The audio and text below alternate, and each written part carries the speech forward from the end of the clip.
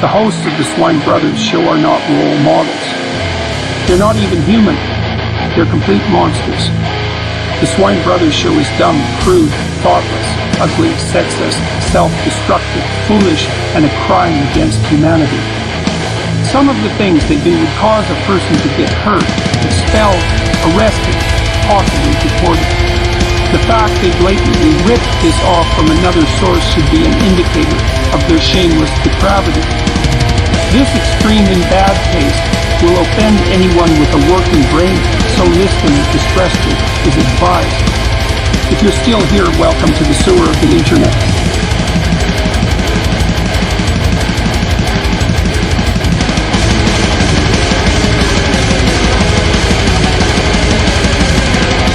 I damn near killed myself at the gym today. Welcome to the Swine Brothers show. I don't remember the episode name. Professional. You can contact us, email it, Cosmicgodsdie@gmail.com, and like us on Facebook. It's Swine Brothers. Don't forget to like, comment, subscribe, and definitely share the video if you enjoy it, or even if you don't. Laugh at us. I am your host, Ellie Lindemood. My co-host is... I'm the gym, and I'm completely fucking out of shape. Aren't we all, though? Then I went to the gym today, and it fucking damn near killed me. And I needed it. That's probably a good sign there that it almost killed me. I don't think I've ever actually been to a professional gym in my life, the other than like, home gyms or whatever. I don't think I've ever been to the gym in my life. I didn't know gyms were even open. Now they're open. You gotta wear the mask thing and, wipe everything down every time you use something. And it's like, so whatever, that's what the business says. That's what I did. Yep, the Chili Bowl, first night of the Chili Bowl Midget Nationals is tonight, and there are limited fans, and you have to wear a mask, but at least there are fans. Yeah. So today's show, I've been reading a lot of metal and punk autobiographies, and Jim's told me his story, and I have some stories of my own, and I've been reading a lot of punk and metal autobiographies, as I said, and one thing has sort of stuck in my mind. People who've, maybe done things they're not proud of. Like, I'll give you an example. Jack Grisham of the band TSOL. In the 70s and 80s, he was pretty much a sociopath. I've shared with you, Jim, several stories from his book about, throwing a rock through a cop car and then blaming his dusted friend, or throwing a guy off a bridge onto some rocks, and things like that. And in 88, he kind of had an epiphany and realized that life was going to lead to his violent death. And so he's really cleaned up his act. He's gotten into Buddhism, but he's really cleaned up his act, and he's pretty much a nice guy. But the thing is, his audiobook is really interesting because some of these stories, he laughs during them, not like a deep laugh, just like a giggle, and he claimed that it was a nervous giggle. I've been around people long enough to know what a nervous giggle is, and that wasn't a nervous giggle.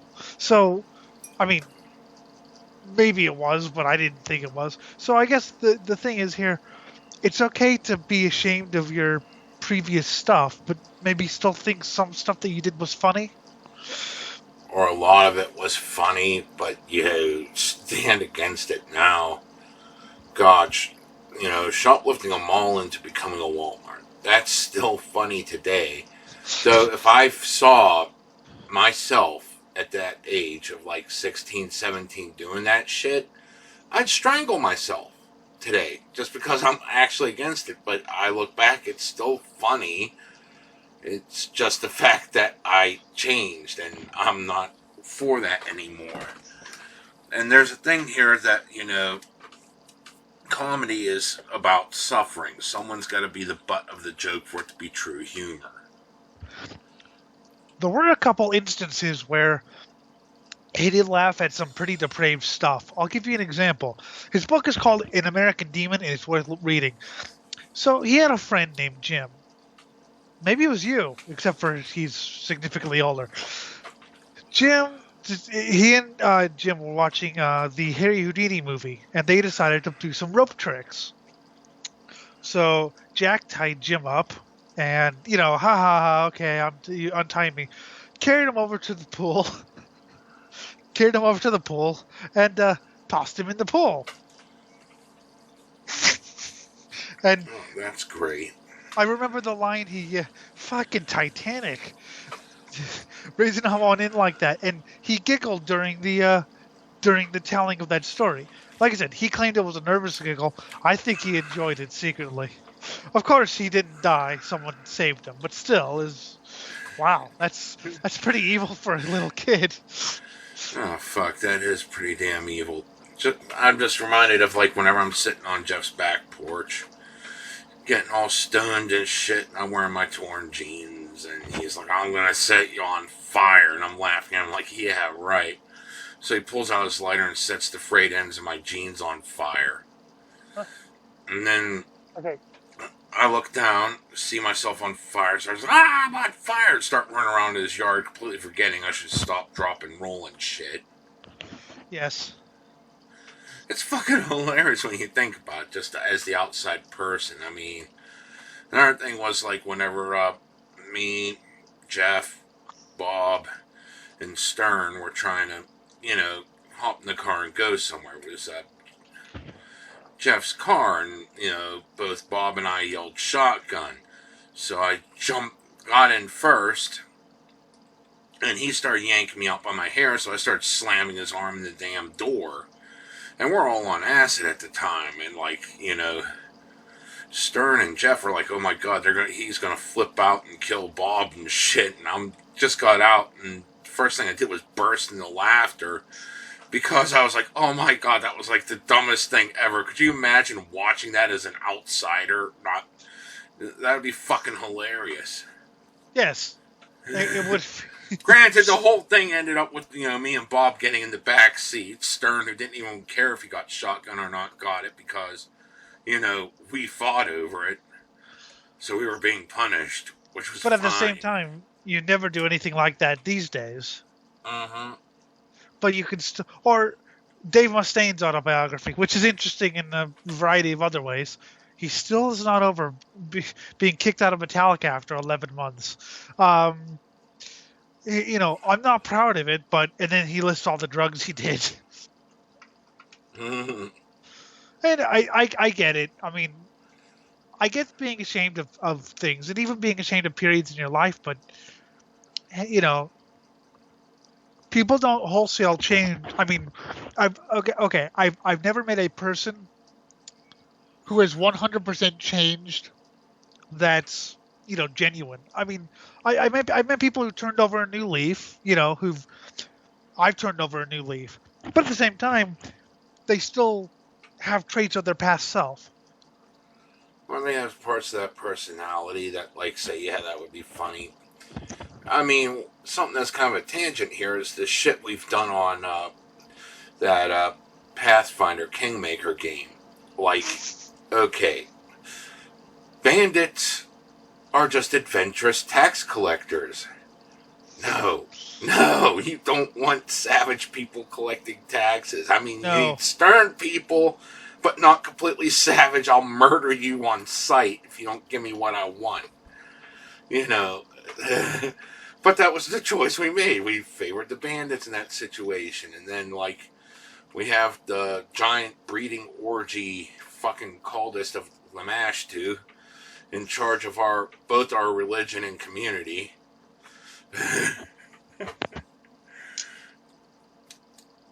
I don't think that would go well with trying to make a stable society. No, especially with all the monsters popping out of people. Mm-hmm. And then there's what we did with Vortikai. Oh god, we just finished up fucking Varnhold vanishing, and how much? How the first thing was he was like, "Oh yeah, if you kill me, you'll destroy ancient knowledge." And of course, we're role playing this bitch as chaotic evil. It's like, really? Okay. So there's the guy, Varn. We actually played the DLC involving him, so we got to see what kind of person he was. And he would have been like the perfect guy to align with. But no, for forbidden knowledge, the chance at forbidden knowledge, we sacrificed him so that the nearly demigod lich could possess his body. And then we took the souls of the town that we were trying to save and didn't give them back to the people. We just started selling them on the black market. It's like... So now this Lick is gaining knowledge. He's gaining knowledge of this modern world because he's been asleep for quite a long time. Mm-hmm. He's getting knowledge of how the system works, power structures, various people. He's in charge of our...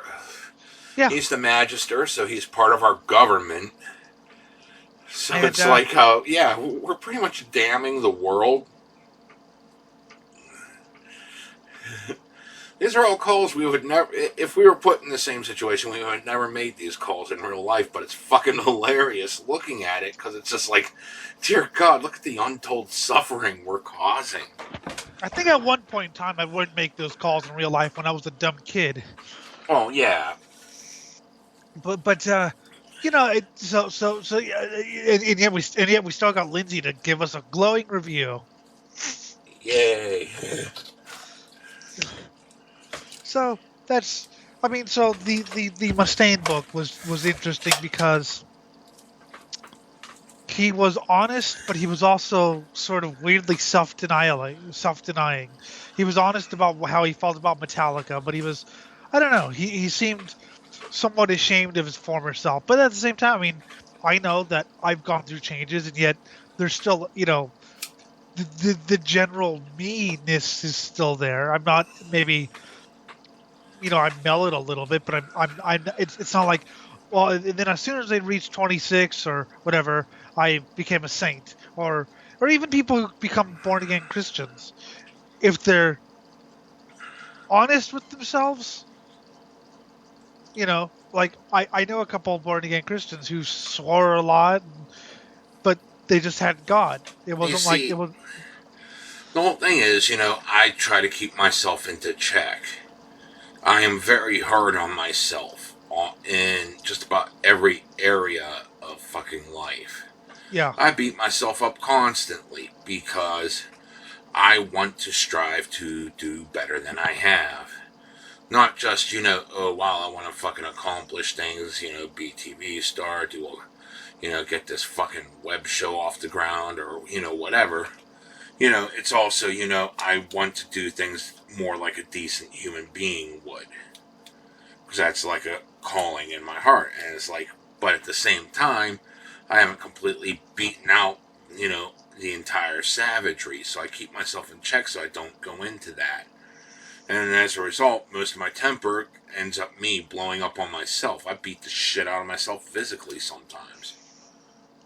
I just get into like low-level panic attacks and like unable to sleep for a while, and oh my God, what am I doing? But yeah, no, I know the feeling. Part of my growth has been trying to find a sort of moral code that I can live up to and actually stick to, and examining situations and realizing what I believe or not, and atoning for my mistakes. I'm more Christian than a lot. So I had this one person who I knew. I won't use her name because she might be listening. Hello, you. Who I was not the nicest person to, and she was not the nicest person to me. We did not like each other because she was very anti-metal and thought Kiss was as heavy as music should go. I don't know if you noticed, but I'm not the biggest Kiss fan in the world. Yeah. But it wasn't just about, I was obnoxious about it, and so was she. And so we did not, get along at all, and we did things that maybe we regretted. I reconnected with her a couple of years ago. She chilled out, actually discovered some metal she liked, but she had chilled out, and I had chilled out, and we became basically friends. People who, oh, I hate her. She's, but it was atoning for what I did. I you know, Not just that, you grew, you matured, you realized that was completely idiotic. God, I can't tell you about the number of times I look back. It's like, yeah, the thing I did there was just moronic. I mean, I sit here. Oh God, this is such a childish piece of shit to do. But like when I was like a little kid, about 9, 10 years old, me and Jeff, went camping in our backyard, quote unquote, which was just pretty much let's stay oh up yeah, all night and roam the streets. I've And done then that. act like then try to get back around 4 or 5 a.m. and pretend we're sleeping and maybe sleep, you know. Yep. So while we were out there, the things we did, we waited for traffic to hear traffic coming down the main drag, Harrison Avenue, Route 130. It's not a four. It's just a 2-lane thing going through town, and but we were up on this hill listening for traffic, and we rolled tires we found in the woods down the hill when we heard the traffic coming. Oh no. It's completely stupid, but at the same time, I look at it now, and it's like, dude, I could have killed someone doing that. I could have caused a very bad accident doing that. But when you're a kid, you're not thinking that. You're like, ha ha ha, don't bump into the tire. Tire's made of rubber. Ha ha. You're not thinking they're going to try to swerve. And when We they did the same swerve, they'll thing. slam into something, and there was a hill right there, an embankment they could have fell off of. I mean, you didn't think any of that. We did the same thing, but it was with, those really huge water bottles, like the really big ones. Well, we put filled those with water, and we closed them, and we put them on the street. Now, you've driven in rain, Yeah. so that could have killed all of us. Yeah. My other favorite was the. Speaking of piece of shit, tell the garbage bag story. Well, there was one of those nights we were doing the camp out in the backyard, and the hill of our old grade school, kindergarten through 6th grade, or 5th grade, sorry. We were on the hill that it was on, Fort Pitt, and while we were going down the hill, for whatever demon possessed us to do this, Jeff busted out his butterfly knife. I'd tilt the bag up, he'd cut the bottom of the bag, and I'd put it back down flawlessly without spilling any garbage. But the moment a garbage man picks up the bag, garbage is going to be everywhere. And we did this to every garbage bag on garbage night going down the hill. So they're not trash cans; they were just those big old garbage bags. Uh-huh. Okay. And next week, everyone had a garbage can.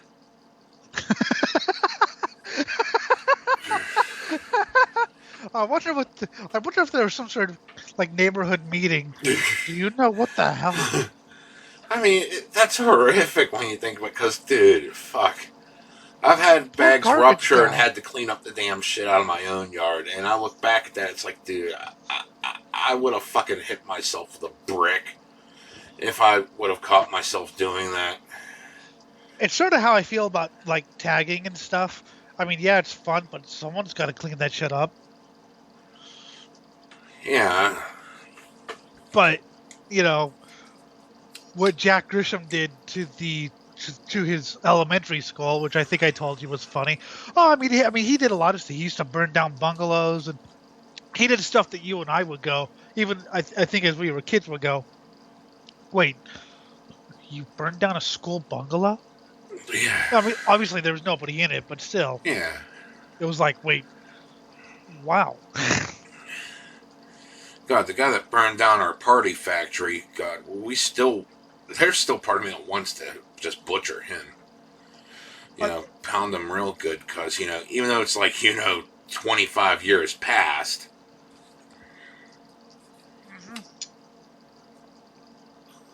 Were there any That rumors pissed me ever? off. And then the fucker tried to implicate all of us in it. It's like, no, we wanted that place to stand. You're the fucker that burned it down. Were there ever any rumors about you? Like, oh, Jim must have burned that place down. No. Okay. That's one thing I was not accused of because they caught the kid who did it.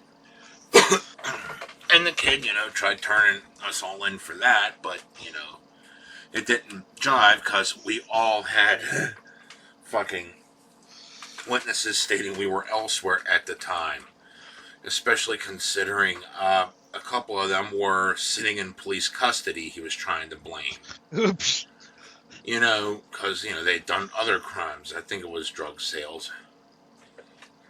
I guess the people who've sort of weathered the storm the best were like Norwegian black metal musicians, because obviously I don't need to tell you the craziness that happened. For those of you who have never heard of Norwegian black metal, church burning and murder. Look it up. Yeah. Just don't watch the Lords of Chaos movie until you know what the hell you're talking about. Yeah, Please. because that is more of a comedy. It is parody. a comedy. But anyway, but I think they're sort of the most well-adjusted because they admit what happened, and they even admit that it could be a mistake, but at the same time, they're not that sorry for it. It's, okay, it happened, and it was a mistake. Why do I need to, oh God, what the hell's the word? Abase myself. Abase myself every chance I get in every meeting, It was a thing we did, and it was stupid. Move on. I guess that's one thing I don't get either. I mean, I don't sit there and constantly beat myself up over all the choices I made. I beat myself up over choices I've currently made, things I've done recently, but I don't beat myself up over shit I did 20 years ago. Or even if you did, you don't go up to all your friends and go, look, man, I was a really bad kid, and I just want you to know that. And like, if you don't like me, that's fine. You're just like, yeah, here's what I did. Take it or leave it. I don't care. But a lot of these, older musicians, especially, it's like, And by the way, Mustaine was cool when he was a drunk. I mean, that's when he was on top of the world, when he was a crazy drunk and everyone thought he would die. Yeah, exactly. He created that first album stoned out of his gourd. Yep. But I don't know. I guess, and also it's of course part of the no forgiveness culture. Oh yeah. There's no such thing as forgiveness. There is no path to redemption. You have to suffer for all eternity for something you did 30 years ago. Or you have to be born, like, completely innocent. You can't have screwed up at all in your entire life, which, guess what childhood is? It's nothing but a series of mistakes. They're going to find something on you if you keep doubling down on your self-righteousness. God. But don't Christians see birth as a sin? Mm-hmm. Because of, sex, so you're born into sin. You are born a sinner. And, all you can do is just attempt to do your best. And that's pretty much what they do. That's how you redeem yourself as a Christian. You don't sit there and beat yourself with rocks. You fucking just do your best to not do that again. Wait a minute, you're saying Christians are more tolerant than atheists? Yeah. Wow. You screw up, you move on. That's the look of it. And the thing is, and that's the whole entire reason we have a rehabilitative justice system. You go in, like, why did we stop, hanging thieves, cutting off their hands and shit, and instead just put them away for, 18 months and plop them out again? I mean, if you're sitting there and you're not going to forgive someone for fucking up, then why even bother with that? Just fucking put a bullet in their head and get it over with if you're not going to give them a chance at life after that. That is, and you can say what you want about Scandinavia, and I have in their politics. That is one of the things I do like about their prison system. Is, yes, you have to go to prison for murder. Okay, you have to go to prison for murder. Sometimes it's even 21 years, but unless it's been proven that you're an unrepentant, unrehabilitated, unless you've done something horrible. Look at Faust. Look at Faust from Emperor. He killed some guy in 92, I think. Yeah, 92. He went to prison for 8-9 years. He's back. He's been back for 20 years. Has he killed anyone? Not that I know of. He's been making music, but see, he did something stupid as a kid, something monstrously stupid, which we would never have done. I wouldn't have. I don't know if you would have killed someone. I doubt it. But he did something horrible, and he went to prison for several years, which sounds like a horrible punishment to me. I wouldn't want to be in prison for any years, but he paid for it. Whereas in Florida, you kill one person and it's the death penalty. Or you shoplift once and you're stuck in this revolving door prison because you can never get a job to fucking pay off your damn fine, so you go back. Yep.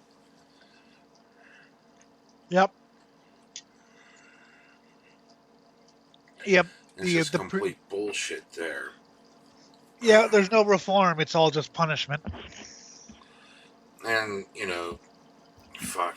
And one thing I do like bringing up here is that there are other consequences even if you never went to prison. I mean, fuck.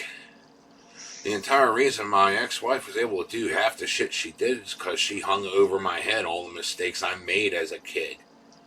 Shit she wasn't even around for, which was all of it. She hung that over my head, and that's how she did all that shit, and I fucking haven't seen my kids in, 20 years. Just stuff that she heard from you and from other people. Uh-huh.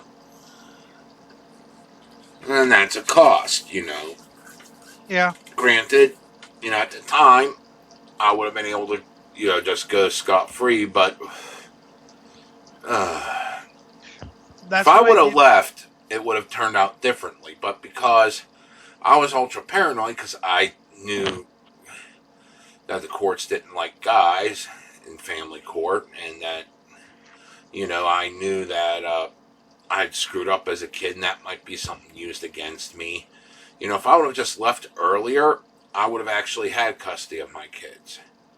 But no, I didn't leave until everything was already destroyed, and the fucking everything got rigged against me, and fuck. That's what I hate about this society. Well, one of the things is, again, that people can change, and there is redemption. And, okay, I know I just said that people still retain some of their personality. I'm not saying that they don't. I'm just saying that, you don't do any of that stuff anymore, even though you still think it's funny. I still think it's funny, but at the same time, I also want to see, if someone does similar shit, I want to see some form of justice for it, Yeah, exactly. Even if it's the same exact thing I did as a kid, because I realized I screwed up as a kid. That's a more genuine seeming change than, last night I was partying and, snorting coke. Now I'm a Christian and I don't even swear anymore. To me, that's a little bit, Yeah. I mean, you could find God if you want, but, don't, I guess. My favorite was when I was in the 12 Steps According to Jesus cult homeless shelter. And the one guy that was one of the heads there, he was one of the department heads. He was homeless and worked his way up. And his big spiel was I used to be a Satanist, and, now I'm giving myself to Jesus and all this stuff. And 2 months after I left, he robbed the place and ran just to do more meth. Yeah. But he kept putting this huge emphasis. I used to be a Satanist, praying to have Satan come into my body and let me do his bidding, and now I'm Christian. And now I'm robbing the place so I could get money for meth. I used to be all messed up on drugs. Now I'm all messed up on the Lord. I mean, yeah, I'm a Christian, but I'm not going to sit there and say, this is like, the way I used to be, and now I'm like all purified in the Lord. It's like, nah, God's gonna do whatever God's gonna do with me. Well, I'm a Satanist, but I don't sacrifice babies, and B, there's nothing that says I can't talk to or even have relationships with Christians. It's actually back when I was a kid, that's what I thought. I actually asked Glenn Benton of DSide, like, I like some Christian girl, but I'm a Satanist. Is that okay? Oh, what a fucking pod. And he was just like, yeah, do what you want to do. Why the hell are you asking me? Oh, hell, I mean, look at Saul of Tarsus. He sat there chilling with people that were worshiping all sorts of pagan gods, eating the meat sacrificed to their deities, and it was no sweat off his balls. Well, that's the guy that wrote 2/3 of the New Testament. That brings me back to Pathfinder. I annoyed Jim with my questions about alignment, and Jim didn't understand why I was asking such stupid questions about alignment. I think you understand now, though. That's because I had a someone very was trying to fucking hardline, like, oh my god, you're good, so you can't talk to evil. It's like, no.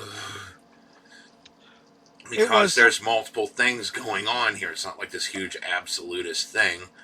Because, good people believe in this thing called redemption. And evil people believe in this thing called corruption. So they're going to freely mingle. Good aligned people are going to freely mingle with evil aligned people. Each trying for their different ends. I don't remember if it was friends or romance, but anyway, it was like, no, you can't be close with this person because you're evil and they're, I think, chaotic good or something like that. And I was like, well, so I came to the conclusion that alignments were really limiting. Then I did some research. And, oh, okay. Actually, TV tropes help with that. Thank you, TV tropes. Well, there's a lot of things that go into alignment, and it's like, okay, lawful good, that's like your pure Superman kind of archetype. But if you know how to rig it properly, you can play Vlad the Impaler as lawful good. I mean, whenever you're sitting there, but let's take this one thing he did, releasing the plague ridden out in his forest of death. Okay, first off, the forest of death were all the unrepentant, like, fucking criminals. Okay, that's how lawful good would do it. They were going to be executed anyway, and this just, execution, for, like, murderers and child molesters. Let them die that way. And now they're getting the plague ridden to go through the forest. You sit there, hold this huge banquet, and for all the plague ridden, with, like, nurses trying to, reduce suffering and stuff, and tell them I'm looking for volunteers to do this. If you want to help the country, I need you to go out here, and you'll probably starve to death or die of the plague doing this. But doing this will help us, keep out the evil enemy, So if you do this for me, it'll be great. And if you don't, enjoy your dinner and, go home. So you get volunteers to do it. And that's how a lawful good character would have done that whole thing. Exactly. And some people do think Vlad the Impaler was chaotic good. He's one of those weird historical figures that just enough is known about him to sort of piece his life together, but there's enough sort of interpretation. It also depends on what country you're from. Yeah. If you're one of the invading hordes, you're going to see him as the most evil bastard in reality. Yeah, dear God, he released the plague ridden, and he fucking had people impaled all over the place, and he had scorched earth go on, and oh fuck, just that entire campaign is just like this huge train wreck. Where, like, yeah, how do you categorize that as lawful good? Well, scorched earth, you buy the property. There was some amazing now that it's stuff yours, you can burn it if you want. I remember the story of the Egyptian queen that invited all her enemies to a castle and flooded the room and drowned them all. Hardy our heart. So, another thing, what I was going to say, and it's also a growing up process. But like I said, I mean, I don't wake up in the middle of the night going, what have I done with, I was such an asshole. Eric, a sometime co-host on this show, Jim, that he really likes hard rock and I don't. And, I used to be really mean to him about that shit. And these days I just, I might jab him a little bit whenever Gene Simmons says something stupid, but it's hard rock's never been my thing, and that's fine. But it's part of the growing up process. But at the same time, I don't get on my knees at night. I'm sorry, I was so mean. So there's I guess there's different ways of doing it. But at the same time, I mean, some of the stuff I mean, I wouldn't have gone grave robbing these days. God. Dave wanted to own a spine. Yay, he wanted to own a spine. What's wrong with that? I mean, but and I can see I wouldn't have gone blah blah blah. I can totally see that. At the time, I just thought it was fun. But these days, I don't place as much ceremony into graves as most people. But I still think that's not very cool. I mean, I used to steal off my friends, and that's something I definitely don't do. Hell, I stopped doing that like within a year of starting it because I started to differ with myself on that. I used to justify it that, they have all the nice stuff and I don't. You fucking moron. You're backstabbing people you actually trust. What the hell's wrong with you? Oh, yeah. But, it leads to this funny story because Chef had just gotten a copy of the Simon Necronomicon. And there was like this spell in there where you needed like nails from a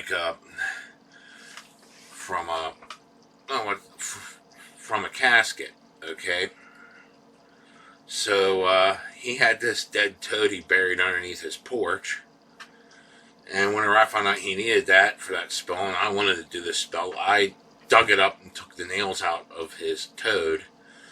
So whenever he went down and got it, he found out that the thing was just in glued together wood.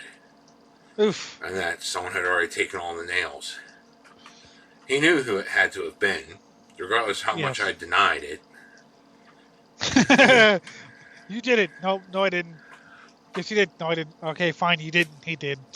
But that was stupid, But, there was another thing that happened, where Jeff also backstabbed me. But, what happened was he was in Boy Scouts. And his parents had, and his parents were like part of the den mother or den father kind of bullshit. Yeah. And so they had all the fucking money from the popcorn sales. Uh-oh. He stole the money for the popcorn sales. So whenever he was asked about it, it was like, well, it was either you or Jimmy. And he was like, well, it wasn't me. So yeah, I was banned from seeing him for a while, even though his parents let him watch himself, so I'd come over anyway. Did you ever? I think over the years they figured out, he was the one who did it because he got into more and more shit with me not even being around because I was in college. And it's like, well, Jimmy can't be the bad influence because he's going double down now. Did you ever confront him about it? Like, hey, you asshole, I know it was you. Oh, no, I didn't confront him about it. He bribed me. Nice. We were kids, so we got candy and junk food and fast food. That's a true friend right there. Uh-huh. But well, and of course some of the other things you and I have done because we couldn't, we weren't old enough to get alcohol, so we had to improvise, shall we say? Oh God, this is horrible. It is. See, well, I've gotten into the Wicca stuff. And one of the guys had written down a recipe for dandelion wine. But you're a fucking dumbass teenager. You have zero patience to let things distill. Duh. So, about a week into the process, I decided I was going to just add some fucking whiskey to it.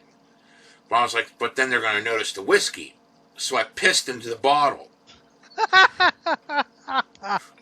I have no idea why.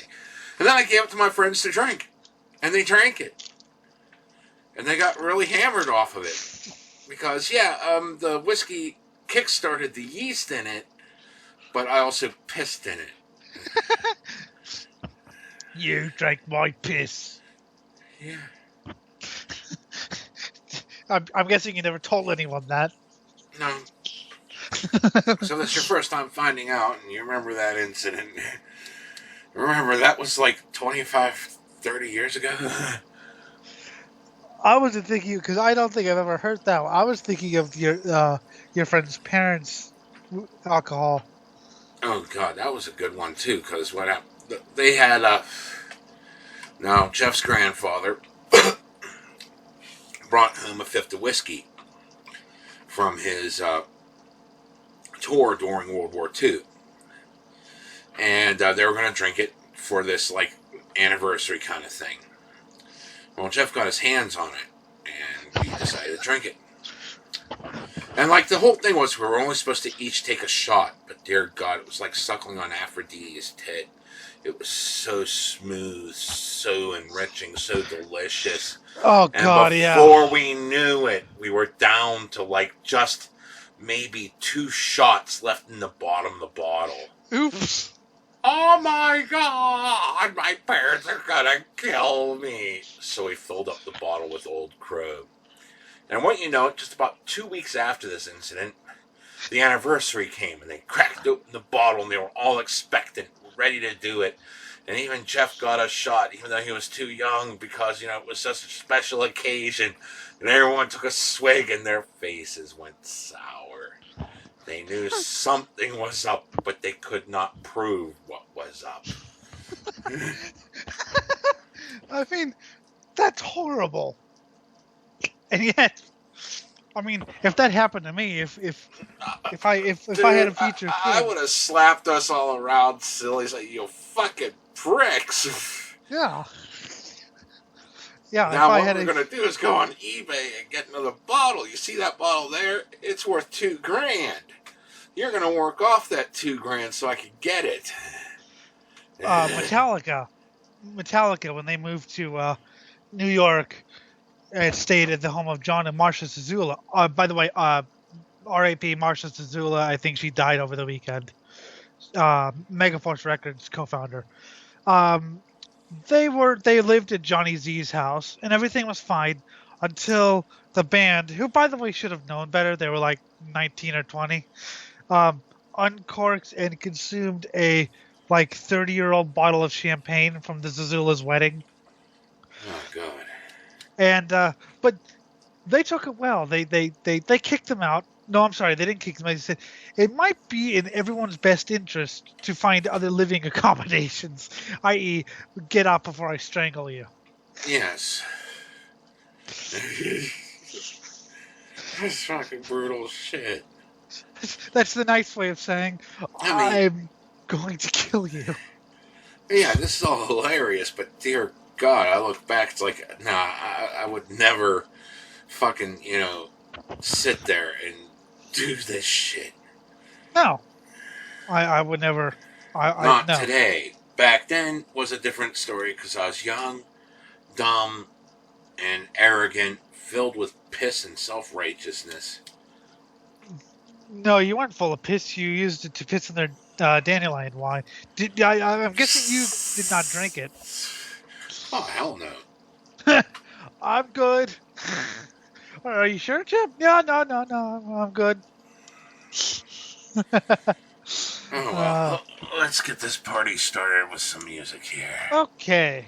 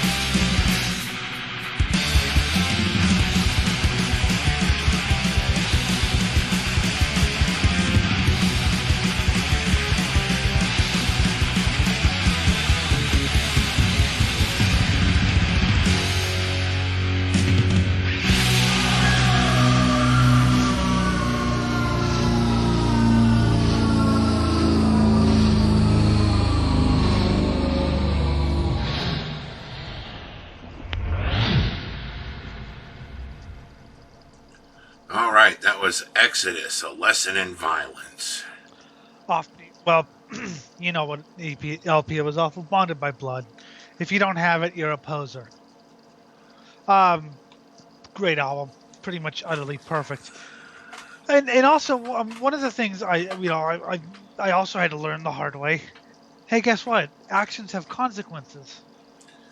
Oh, yeah. Not always the law.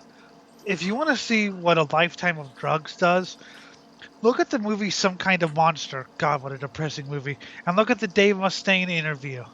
He's very haggard and mumbly and just, you can tell he's 20 years of heroin, man. Mm-hmm. So, but yes, actions have consequences. And not all of them are, like, completely fucking immediate, you know? It's like, you know, you sit there and you think, yeah, okay, I escaped everything. I did the good thing. I did the thing. And, like, 20 years later, or hell, even, like, 6 months later, it ends up biting you in the ass. Yes. Exodus were pretty much, yes.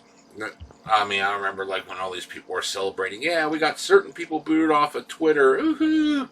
Then a few months later, the very same people that helped get those people booted off Twitter were also booted. They're like, why are you coming after me now? It's a giant conspiracy against us. And now even some of the left are saying that Trump shouldn't have been suspended. Or Yeah. no, I'm sorry, he was permabanned. He came back. Did he? Huh. I know he tried, but so there's just a lot of. So what I was gonna say is Exodus was sort of the.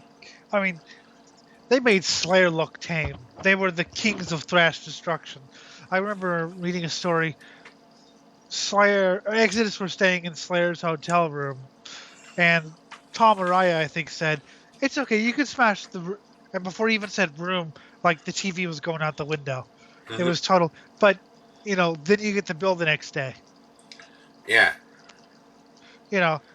Paul Bailoff, the singer on that album, was fired from the band because basically he was too crazy to tour.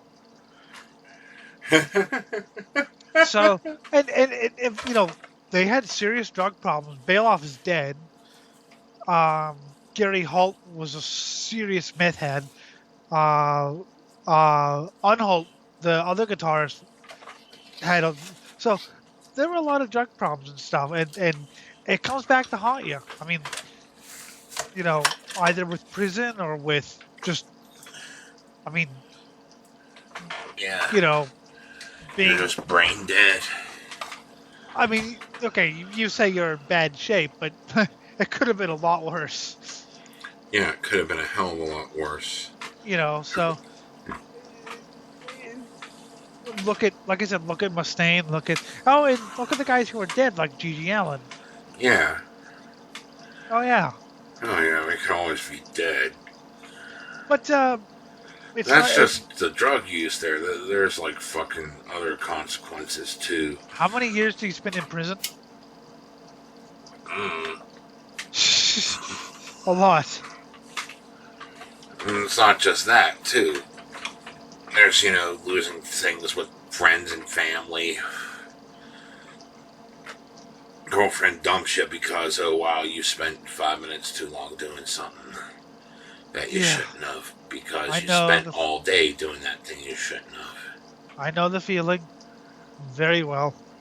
So actions do have consequences, but sometimes, it works out. Other times it doesn't. But that's one of the things that we do in the game is, realizing consequences for our actions. It sort of makes me have to think, well, do I really want to do this? Because what if this happens? Yes, we're cheating, but I want to see how bad we can make it without losing. Sometimes I'm a little bit skittish because I think, because sometimes I overthink it and go, well, they're not going to want to be around. No, wait, no, they're stuck with that. Okay. So sometimes I'm a little skittish, but other times I'm like, yeah, okay, let's recruit Vorticai as our advisor. Let's just go balls to the wall and see how evil we can get.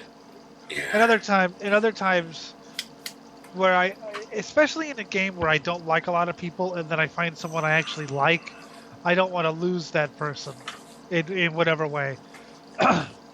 Yeah. Like, but other times I'm just like, okay, let's see what happens. And in real life, of course, actions have consequences. Yeah, all the time. But I don't know. I guess I'm just kind of really amazed by the whole. There's no such thing as redemption in this society anymore. I guess I I shouldn't mean, be amazed. it's one of the things that made Western society great because everyone fucks up from time to time. No matter what, you have fucked over someone at some point in your life. Oh my God, yes. And the question is, can you, not do that again? If we give you another chance. And if you do, then you might be a contributing member to society. But if all you do Yes. is just quadruple down and keep punishing, then, well, you're just going to create your own enemy. But if you do try to change, Well, the less paths to redemption, you're going to have people just saying, fuck it, there's no path to redemption for me, I might as well just commit murder then. yeah. Instead of getting people to stop just shy, they just double down and say, let's do all the most horrible things I've been thinking, because, if I, do some petty larceny here, and I'm gonna fucking get the death penalty, or fucking, or effectively the death penalty by never being able to be hired, you're completely devastated, your only choice is to go back to prison, or suffer and starve to death. So, if you're going to go to prison, you might as well make it worth it. And of course, social media exacerbates, everything. Mm-hmm. Because, I'll be granted, it hasn't been as. I mean, okay, it hasn't quite been as bad as I dreaded it would be, as in, like bands, have been recording new albums and stuff like that. But it's been there's still a concerted effort to Destroy everything. ruin people's lives because they said they made a joke once, or because you said something horrible, or maybe even you had the wrong beliefs at one point in time, which you've atoned for and apologized for. And done a complete 180 for. Yes, but I don't know. It's this society perpetuates the I can't be proud of anything I did if I was a fuck up type mentality, because oh, you're proud of that. You're you laugh at something. Oh, you must not be reformed at all. Oh, cancel culture, man. Uh-huh. Fortunately, it has backfired somewhat for some people, and I'm glad to see This people. is just the first wave. To wait until, because once you start down this path, it's all having the sword of Damocles over your head. Unless you walk 100% perfect, you're gonna get shit on, and no one is perfect. So you're going to get it. It's gonna fall down. Yeah. I'm very careful what I say when it comes to stuff like that. Not because I care what happens, but like the voice of the voiceless types, for example. I'm sure you know them very well. Oh yeah. So, well, yeah. Yeah. What about them? Yes, they're when they say some, whenever they get on one of their moral high horses, and I'm always sort of tempted to say, well, I'm blind, and you say that, are you blind? But at the same time, I also don't want to say that, because what if they take me seriously and say, now we can't say you're blind anymore? You're blind, so Yeah, I won't but have to spend all this time reading things for you. Yeah, but what I mean is they might take it the wrong way and think that I'm suggesting that they shouldn't say I'm. And Whereas what I'm what saying, you're saying is you don't want them to treat you with kid gloves, which is what they would be yeah, inclined to do just so they could prove themselves. I'm more pure. Fuck that. I don't care if you treat me. I don't care. I don't need to be protected. I don't need. We can't say the word blind because it's offensive to blind people. You see, what's on camera right now is my testicles, and I'm jerking off into the camera. Oh, that would be disgusting if that was real. Ugh. Yes. You see, I have to get creative with my blind jokes because I've used up all the petty ones, and that one was pretty petty. Yes, but it will still give me nightmares for months. Mm-hmm. I mean, you want to dress, just the image in my mind is bad enough. Yes. Oh, God, that's something else I hate. God. Okay, I went in drag a few times as a joke. Yeah. And people are like, oh my God, it's so nice to see someone so comfortable with their, like, masculinity, that bloody blood. Fuck you. It's not whether or not I'm comfortable with it. There's nothing challenging it. You think that's bad? So I told a friend about Sarah Scumfuck. Mm-hmm. And I said that she wanted to romance Octavia and a couple other, girls. Oh, that's so great! You're making a statement about lesbians, and you're so secure that you're free to play a girl in a video game. Who I'm like, You want to know why you play a girl in a video game? I can be. yeah. You want to know why I romance other girls? Because I don't find any other guys interesting. That plus, you're kind of straight, so Yeah. So it kind of So, has to be. imagining boobs on boobs, that's kind of fun. Yeah, it is. But it's like, you get into this role play. I've role played as a chick in pen and paper. I have too. And I started romancing, one NPC because, he was flirting with her. So it was like, fine, whatever. But, it wasn't like, oh, wow, I'm doing this as like some great liberation. No, I picked a female because that was the only gender possible for the race I wanted to play as. I picked a female. It gave the best bonuses for being, some magical child vigilante. Sure, I could have been a guy in some other race, but, the best bonuses were with the female-only race. So I chose that. It was pure mechanics, so now I'm stuck role-playing a female because I wanted the better mechanics. I can do that. That's no problem. I DM. I gotta be an entire world, which means both men and women. I can't just sit there BDM and only role-play the men. So, as a player, fine, dandy, I'll role-play a woman, and I'll try to do it convincingly, and, it was going to be this huge heartbreaking thing, for her, whenever she found out that the person she was interested in was this other thing, and it's like, oh, God, so now I got to do this. But, that was, just part of the role-play. It made the story more interesting. But it's not like I'm trying to, like, oh, wow, vent all my feminine urges or, try to stand up and make a statement. No, it boiled down to pure game mechanics why I chose female. Mine was actually a lot simpler. I did a guy last time. Mm-hmm. So it was like, okay, fine. I mean, I just, I don't care. It's not really anything that, it's not supposed to be something you dwell on. And it's like, oh, God. Sometimes, and other times, like, yeah, okay, this is cool. No, and I mean, it's as far as like as you said, the lesbian thing. It's not because I'm trying to be all like proactive or whatever. It's just, I don't know, the girls in Pathfinder are kind of cool. I could see Sarah romancing them. Yeah. Well, or as in the other one with Vorka. She sort of got with Valorous in the like weirdest way possible. Yeah. I don't even know if he knows what sex is anymore, but maybe that's one of the one things he does know. Yeah, maybe. Maybe that's how they communicate. I don't know. But he's just so high all the time.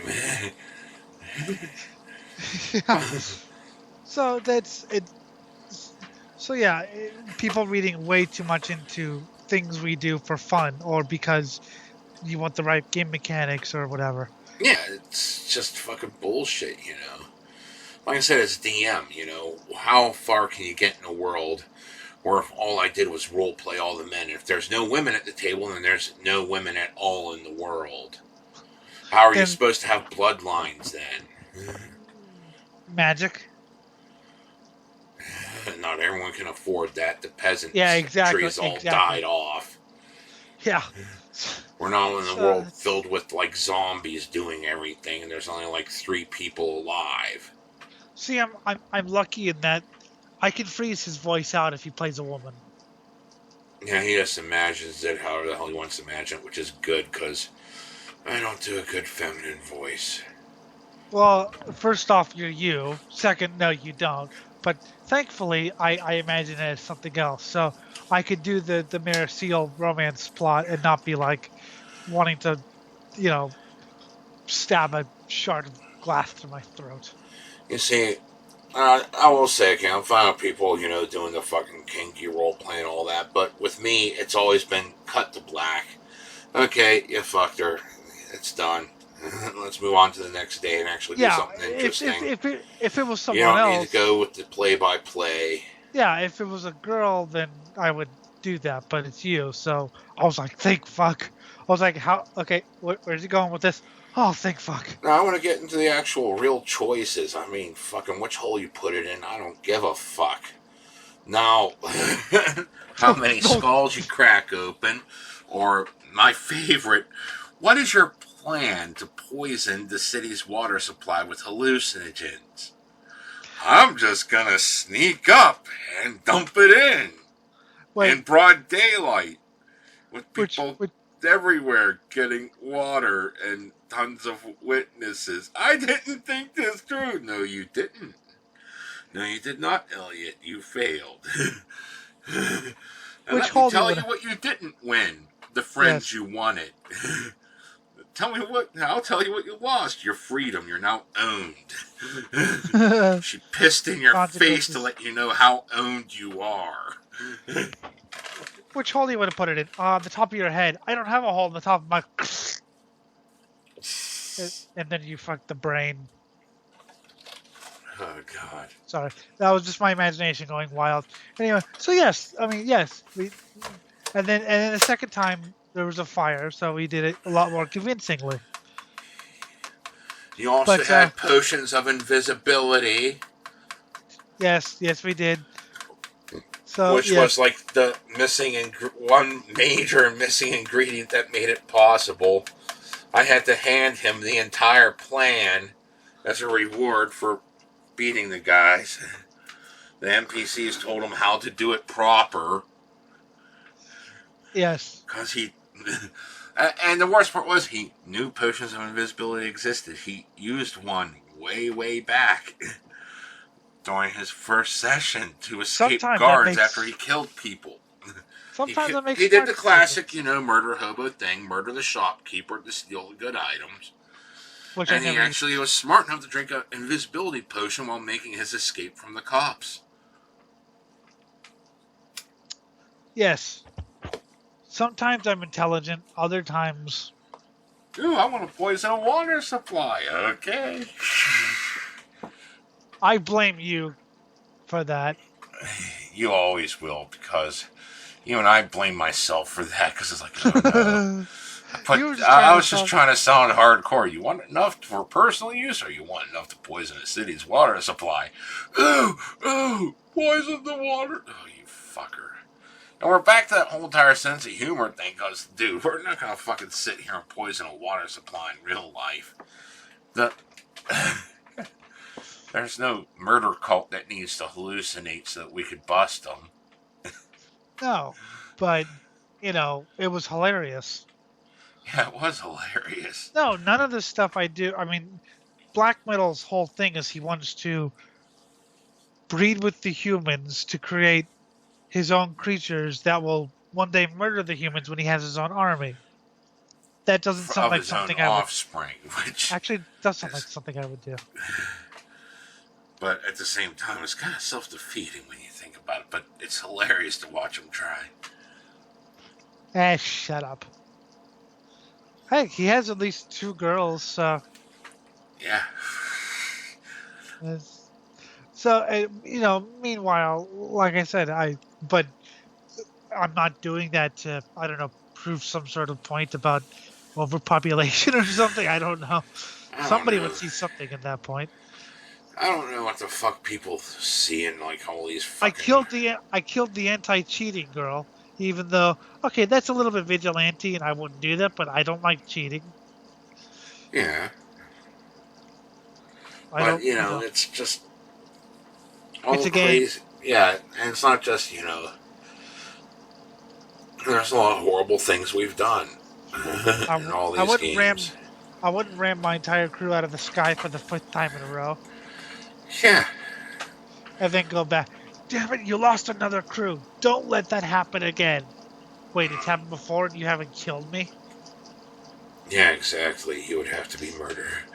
Yeah. That's like court-martial execution type material because you just killed your entire squad. Why? That's not even court-martial. That's literally just the guy standing by with a pistol.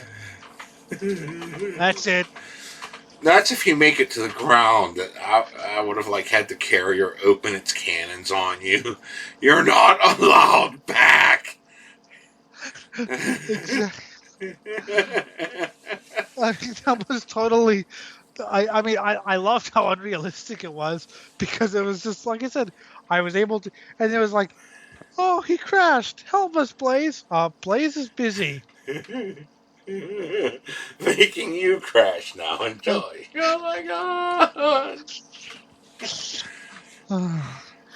My God, that was funny. Video games. That is. I mean, how are you about realism in video games? I mean, okay, I don't mean like Pathfinder. I mean like, like a fighting game or something. How are you about like? Do you like things to be realistic, or do you care if they're cartoony or what? Dude, I play Mortal Kombat. You realize that they literally, like halfway through the damn round, they've already each person's lost at least 16 gallons of blood.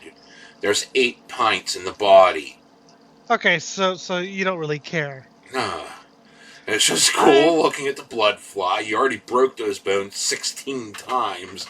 The person should be in a wheelchair at best. Because I'm okay when it comes to racing games. I like real. I don't like Mario Kart. I know. I'm a miserable person. I'm sorry. I don't like Mario Kart. I like real racing. I like, because that's what I want. In fighting games, I don't care how real it. I mean, yeah, I like realistic sound effects, so to speak, but like real guns. Like I don't like.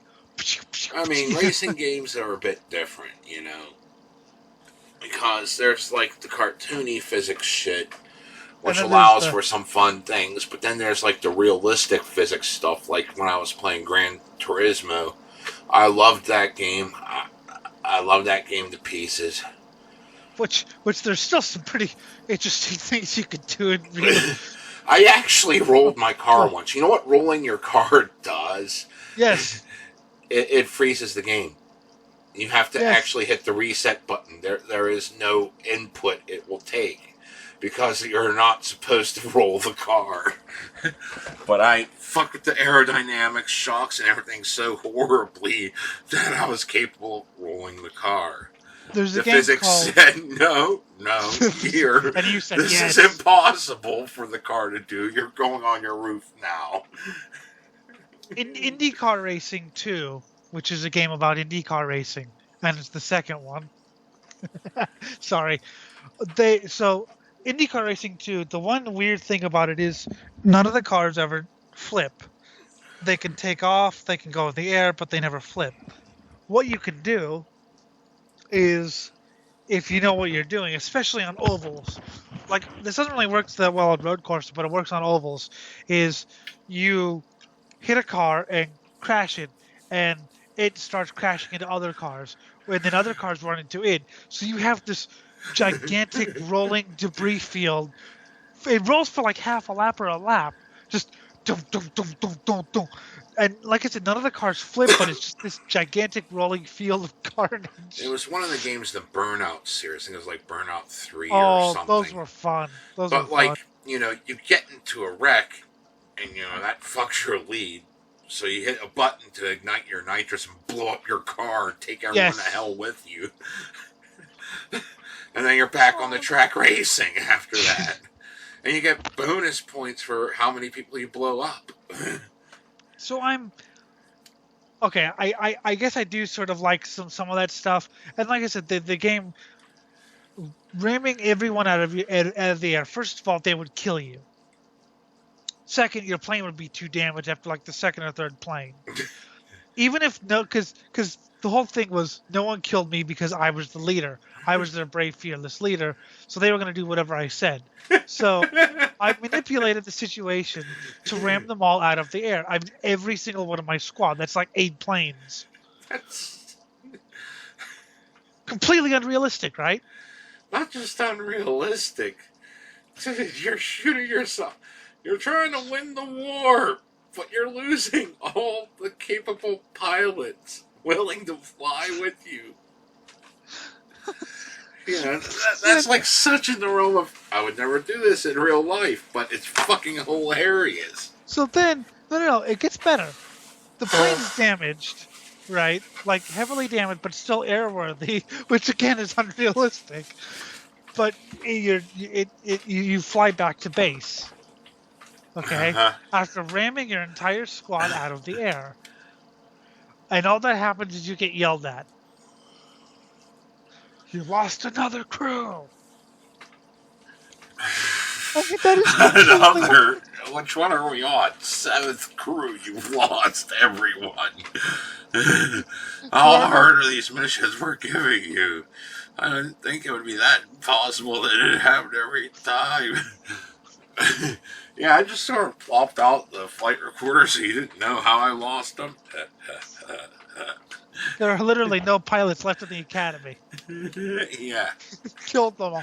But at the same, but I mean, any enemy aircraft we shot down was because of them, not me. But so tell me about Wing Commander. If you accidentally killed your person, did a friendly fire, your carrier shot at you. Which is a little bit. If you bailed and went, hit the ejector seat button, they'd put you into court-martial and execute you. And the funny part was, if you accidentally friendly fire your guy, and like he'll let you hit him like twice, but the third time he turns on and says, "Oh, you're a fucking traitor." And it doesn't matter if he survives the encounter and you fly back. Everyone considers you a traitor because you accidentally hit him with 3 bullets. I could just imagine people trying to draw straws. The shortest straws have to fly with me. Oh God. But so that is completely unrealistic, and yet at the same time, so I'm better about. I mean, I used to be very anti.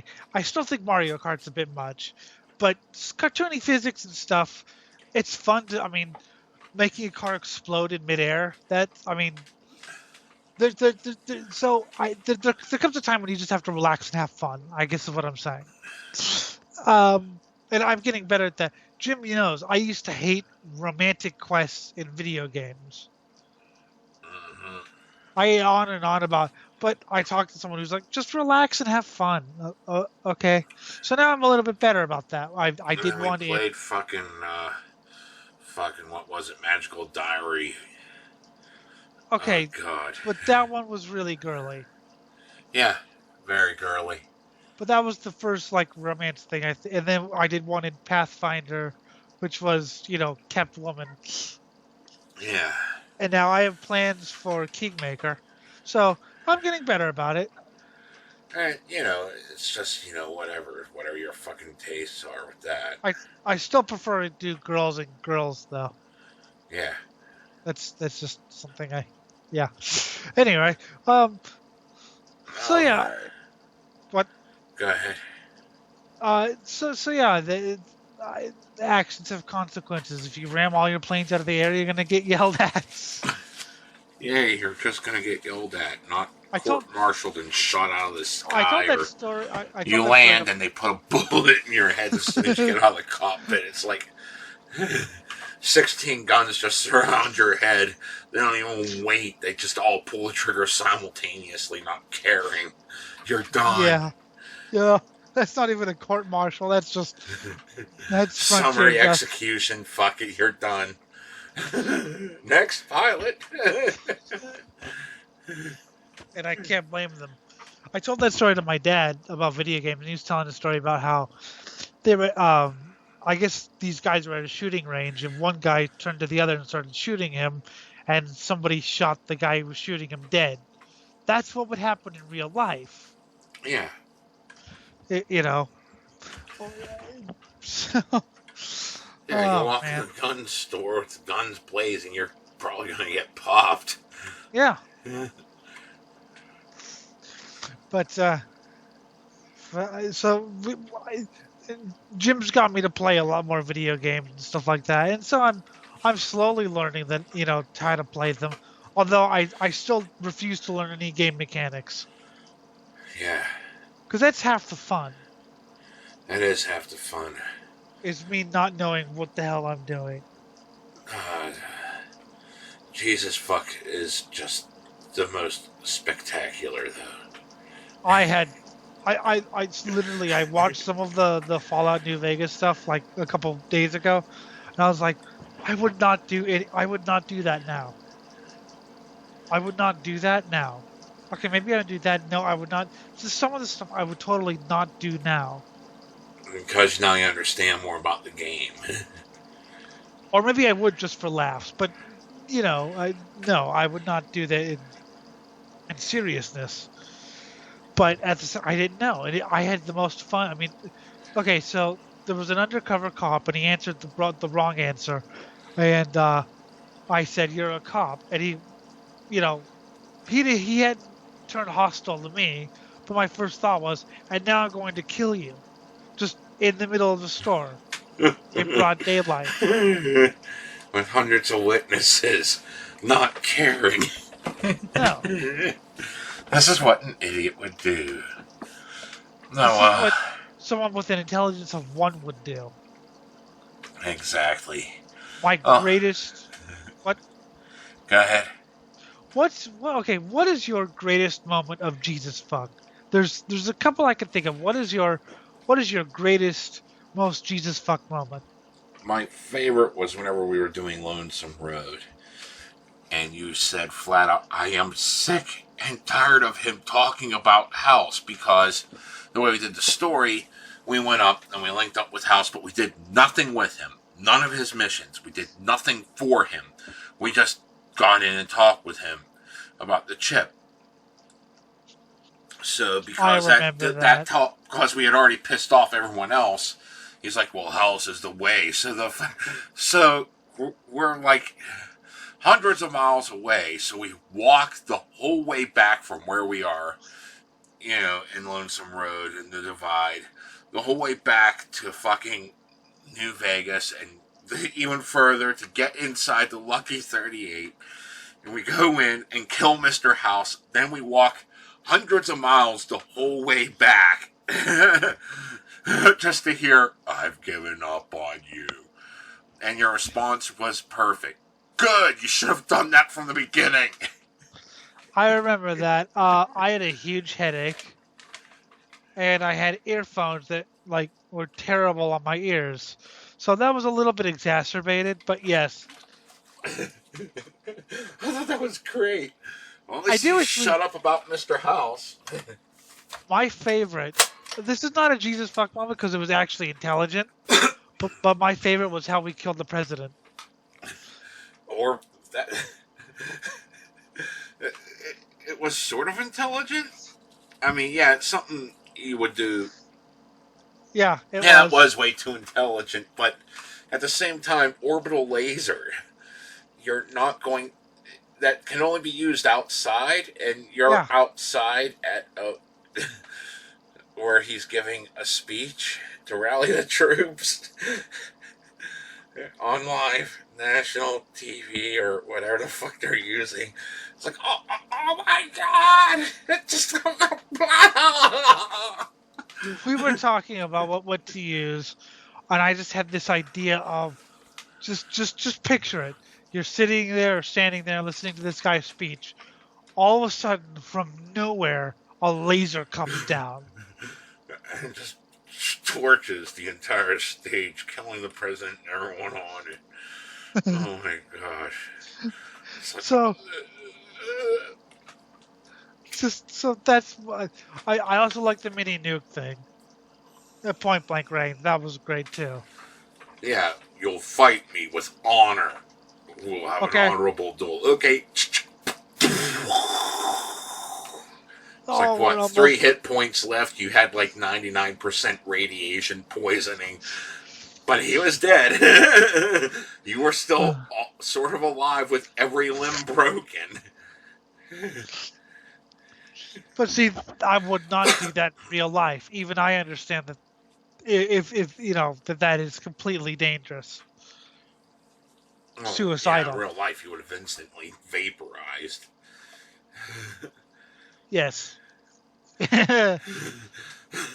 But that was a pure Jesus fuck moment. Okay, fuck you, I'm done. I don't care if I die. I'm just gonna do this to prove a point. Or how about Elijah? We worked so hard to eat him and then get out before it exploded. Oh god, that was hard. That took like 5 times. Yeah. We have consumed Elijah. Just the joy in your voice. We've eaten him. We've eaten them when we're out. Yes. Yes, it's canon now. We've eaten Elijah. God. So yeah, I mean, as far as like realistic things, I mean, burning down the poisoner's shop or killing the poisoner for no other reason than he had a blade of death that I wanted and I didn't want to pay. I mean, I could have afforded it. Yeah. I could have easily afforded it. Yeah, that was some high top end poison. You could have afforded it. And But the no, worst you part, destroyed it in the process of fucking fighting him to steal it. that was stupid. And then you you put out the fire that you started there. Then after you found out it was all broken, then you're like, fuck it, you set the place back on fire. Oh yeah, It's like, why? we did, didn't we? We did, didn't we? Yeah, I yeah. forgot that. That was like so dumb. I was like, We put out the fucking fire. that was like a completely sociopathic thing to do. Fuck, I couldn't even rob you after killing you. Fuck you. We're gonna relight it. Yeah. Your house is on fire, put it up so we can save the poison. All the poison's ruined. Fuck it, set it on fire. That was completely sociopathic. I know. It's so horrible. I forgot that. I forgot about that. I thought we just set it on fire afterwards. I forgot that. Yeah, it was on fire, so you put out the fire Yeah, so that you wouldn't ruin the poison, but the poison was already destroyed. So you said, fuck it. Set it back on fire. I forgot we put it out. If you don't know what we're talking about, subscribe to the Cult of the Gym on YouTube. Oh, God. All of our Pathfinder videos are up there. Ash Point. Oh, God. Oh, we turned Ash Point into a beautiful place. It was formerly known as Sand Point. Now it is Ash Point. Yes. Another thing we wouldn't do in real life. I mean, I sort of want someplace stable to live. Yeah. My favorite was being good is illegal. What? I mean, I guess that was one of the things that, like, hey, maybe I'm growing up, was when someone told me that there was, like, rioting near her, rather than, like, hey, you should go join. I'm like, well, I hope you're okay and safe and stuff. I was like, damn it, I'm growing feelings. Yeah. So that, that was, so you know, I don't want to say, well, yeah, you mature as you age. Of course, we still laugh at infantile jokes like Vagina Island. Yeah, that's the name of the place we created on Kingmaker. That's their nation is Vagina Island, and just almost every place except for the Junkie Insemination Den, which is our capital, and Trail Mix, which is on the outskirts.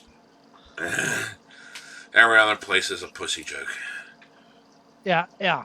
Which we laugh at like, kids. It's like Beavis and Butthead level joke, Yeah, it is. which is glorious, but not everyone's going to get it. I'm sure some people will just Because, people just want to be too sophisticated for potty humor. Even though my girlfriend, fed me half of the damn names we used. Well, okay. I already know why we're using Clitoris Castle. That's the thing, though. Is liking potty humor a sign of immaturity? I would argue no. And I'll give you just 2 words: George Carlin. Exactly. He was the master. No one comes close. Okay, I know this is a controversial opinion. No one comes close at combining the sophisticated and the profane. Mm-hmm. The way he can, he can go from a joke about, gross things to a joke about language. No one, has been able to do it as good as him. I mean, in his second to last special, he opens up with jokes about pussy farts, and then goes into a joke about how fucked the American people are. It's like I said, he. So I don't think liking potty humor is a sign of being immature. I think it's just Personal taste. It's funny. Mm-hmm. Stop being lame. You want to know what we should do with lame people? What should we do with lame people, Jim?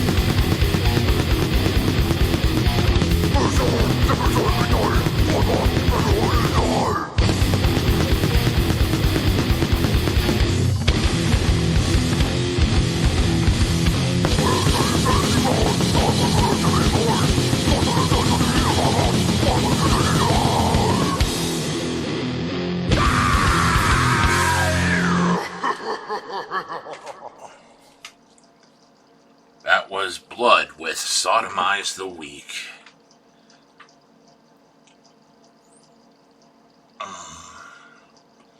Some good shit there, correct?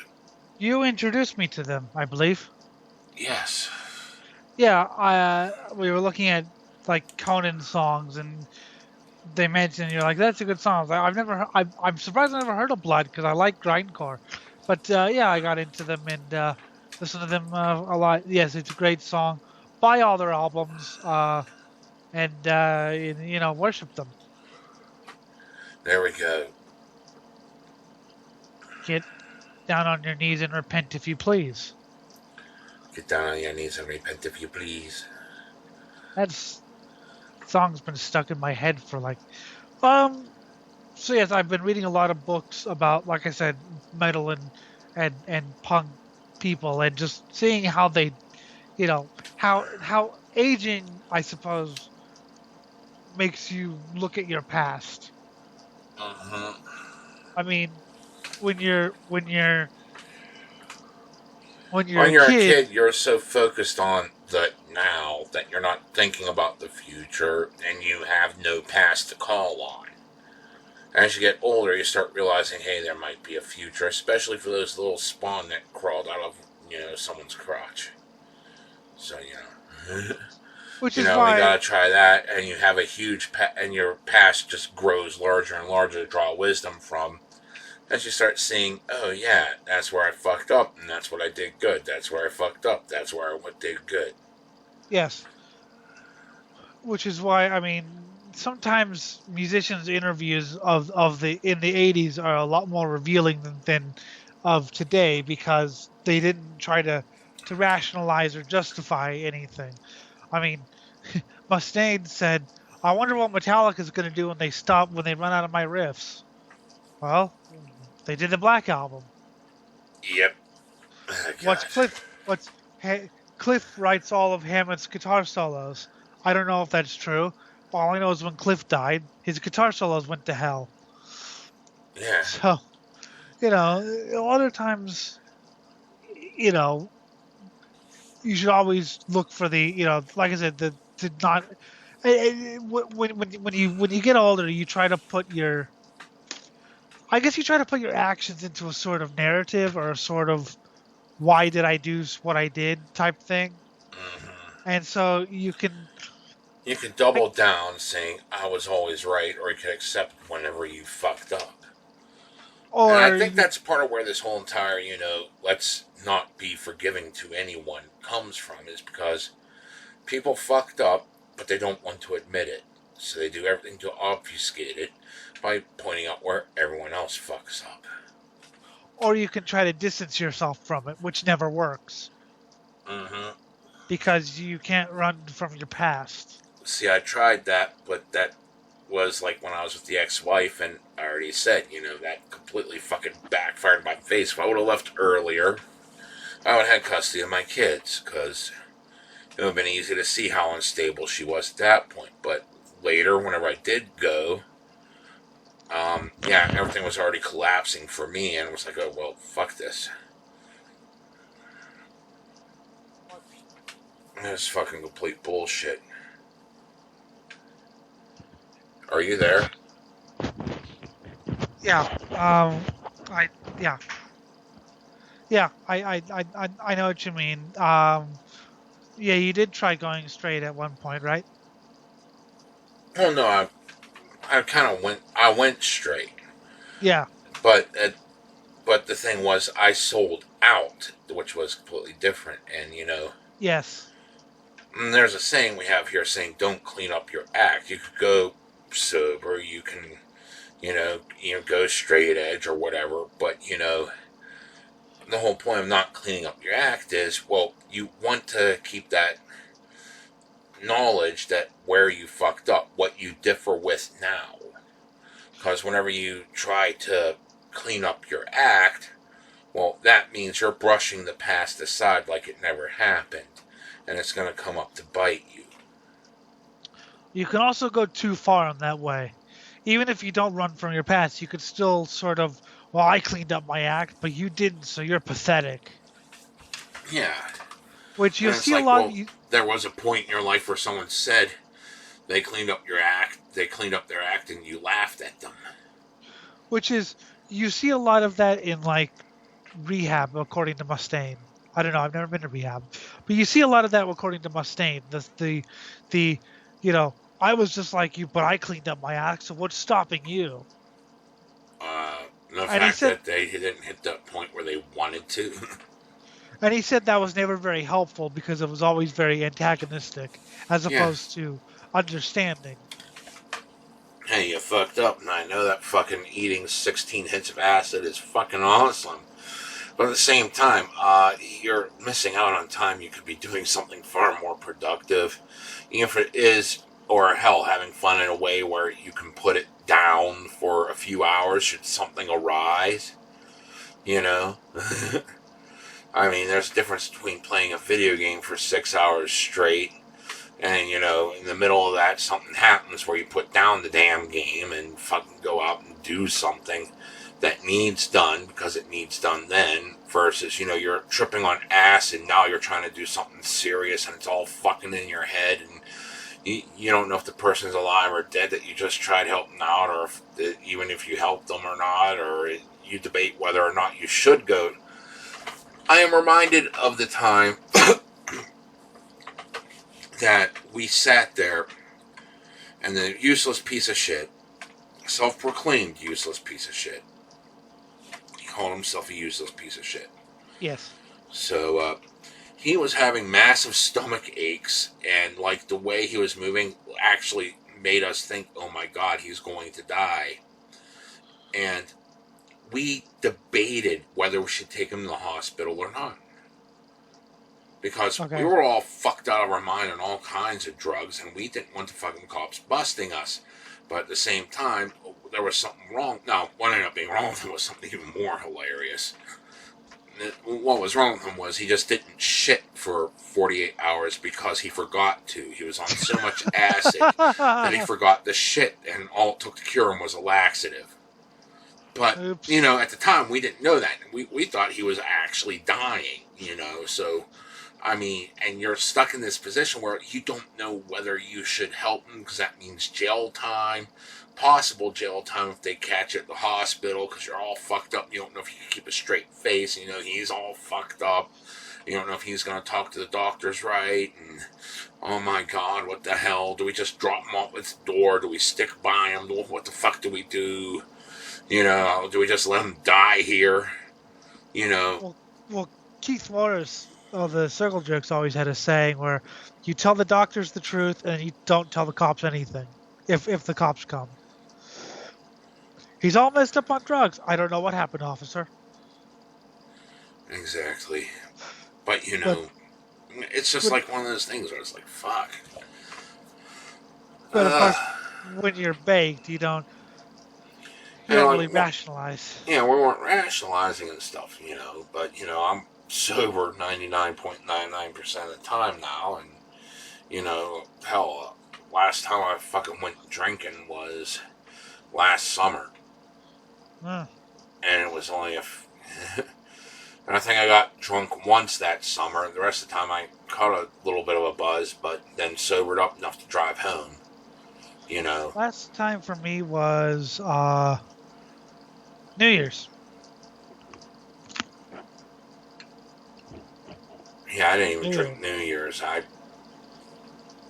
But the whole thing is, it's not like, oh yeah, I'm dead set against drinking all this. It's like, well, I don't really have anyone to drink with. A, B, there's other things I want to get done which require me to be sober. So, Yeah, I was dreading if you decided to call during New Year's, because I was not very much. I'm not very coherent now, and I'm sober. So it would have been horrible. I guarantee it would have. Kill him! Kill him! No, Elliot, he's kill him! Well, it's like, why would I look down on you for making the same choices I did? Yeah, I might get pissed off at you and shit because, you're doing stuff that's affecting things that, I actually like. But at the same time, me looking down on you or saying, why can't you... Dude, it took me growing to realize how bad I was fucking up. Well, there's one thing I hate, and that's when someone shows up to the show drunk. I don't mean like one or two beers. I mean like I can't have a rational conversation because I can barely get off the ground drunk. Like, that's fine for a hangout. Yeah. Like you've showed up with the hangouts and we've talked and you told me stories that about Nazi bands. But I mean that was fine. It would have been a terrible show though. Yeah. Because it's like, but it was fun when we were just chilling out. But as far as the show, there was a guy who decided to go on my show high, which Anarcha had always been saying, You should get someone high on the show. Well, we did get someone on the show high. He talked like this. And literally during the show, he had a psychotic hallucination about aliens going to McDonald's. Yep. And he didn't talk that entire show. Mm-hmm. So that's what, I mean, we're not all like Megadeth. Megadeth can record their album high. We can't. Yeah. You know, yeah. like I said, I mean, a beer or two is fine, but like New Year's, you know the story, Jim. I called someone and ranted to her for 20 minutes about something, and when I listened back, because she recorded it, because she thought it was hilarious, I was like, no! Blackmail! Not even blackmail, just like, hey, here's how stupid you were last night. Although she could use it as blackmail, I guess. Yeah. Oh, man. I gotta send that to you one day. Oh, that'd be great. Because it was so stupid. See, I remember back in the day whenever I was still partying and shit, I just gotten involved with Fright Night Friday, predecessor to Fright Night Theater. Uh-huh. And I had to do an awards show.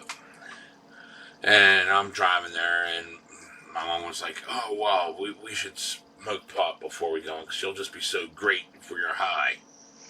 Dude, it was like the worst experience trying to act live on stage, stoned out of my gourd. Uh-huh.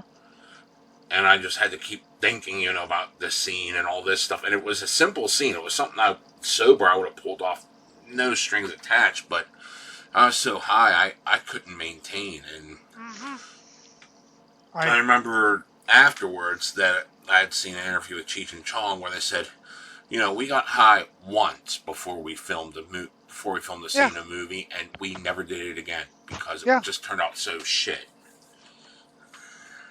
I always wondered if they were real pot smokers in real life, but apparently they were. They just didn't do it for the show, for the film. Cause it's like, this will be fine. We'll do. Oh my God, we're not doing that again. Look at that cut. Yeah, no, exactly, because pot doesn't facilitate your creativity very much. It doesn't. I don't know. I get really relaxed. George Carlin put it best, was like he would write all his material sober, and then he'd smoke just a little bit of pot and say it's punch up time. Yeah. Keep the original draft just in case he foobarred it, but at the same time, okay, let's see if we could throw in a few other things here and there that would be fucked up. But and he didn't get totally blitzed high. It was just a little bit. See, Stanhope would always do his stuff drunk, but his stuff is so loose and freeform, it doesn't really matter. He did one show on acid. That was the funny. He said things that he shouldn't have said. Let's put it that way. Oh, that's great. I have it. It's awesome. It's on YouTube. But so, have you ever tried to act drunk though?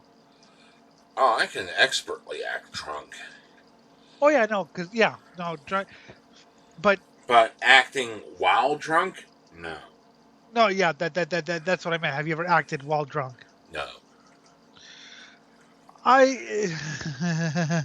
So there was a bathroom at school, and when you walked into it, I suddenly realized why I'd never heard of that bathroom. Because I got a contact high. The smoke was that thick. So anyway, I smoked some pot, and I come back into the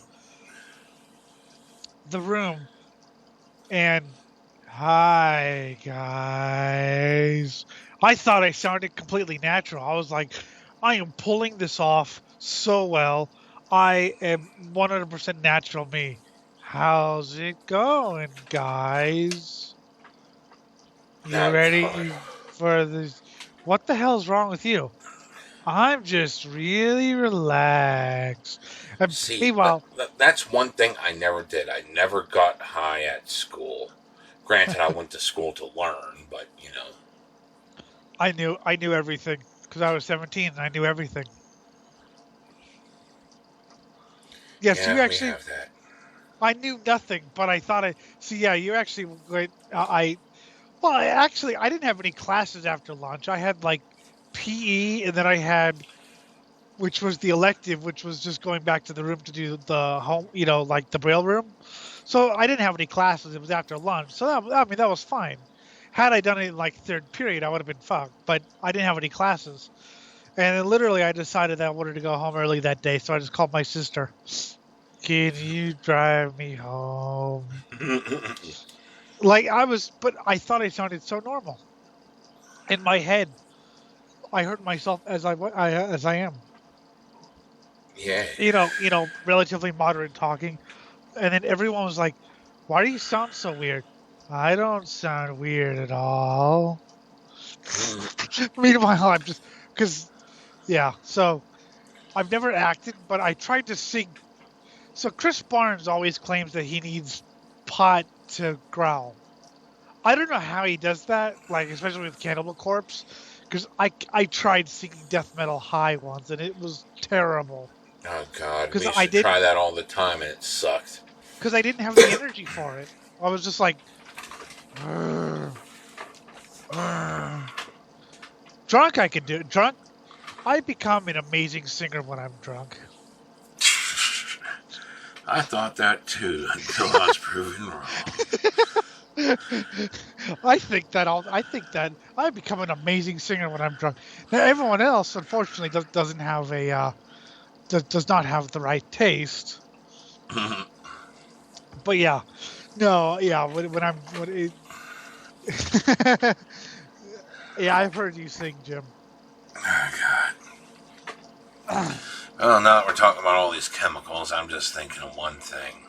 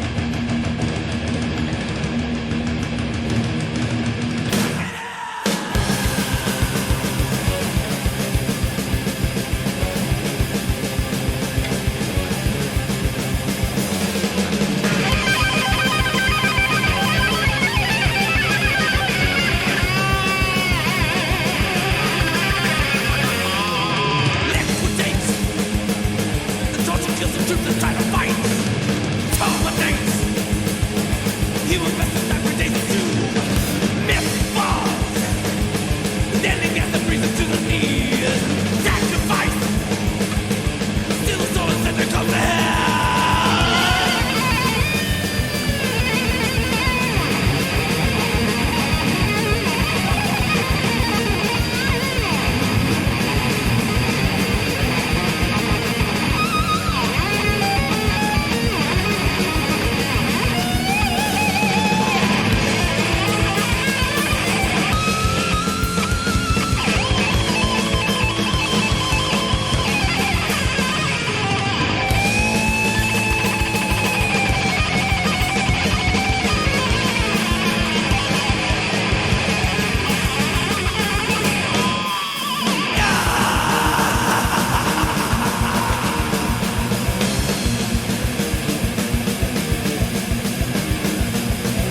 Mummified region, lying in dust, fall victim to this game. Passion by cough, fading in rust, taken without being blamed. Falsify spirits, father they fall, soon they will join us in hell. See the sky burning, the gates on flame, Satan with eager to burn. Down to the gloom must be watching from hell, waiting to pass in a sign. Soldiers defeated and death from the smell, bodies find no mental life. Rising new souls from the land where they fell. Demons not ready to die. Nothing to see where the sleeping souls lie. Chemical warfare.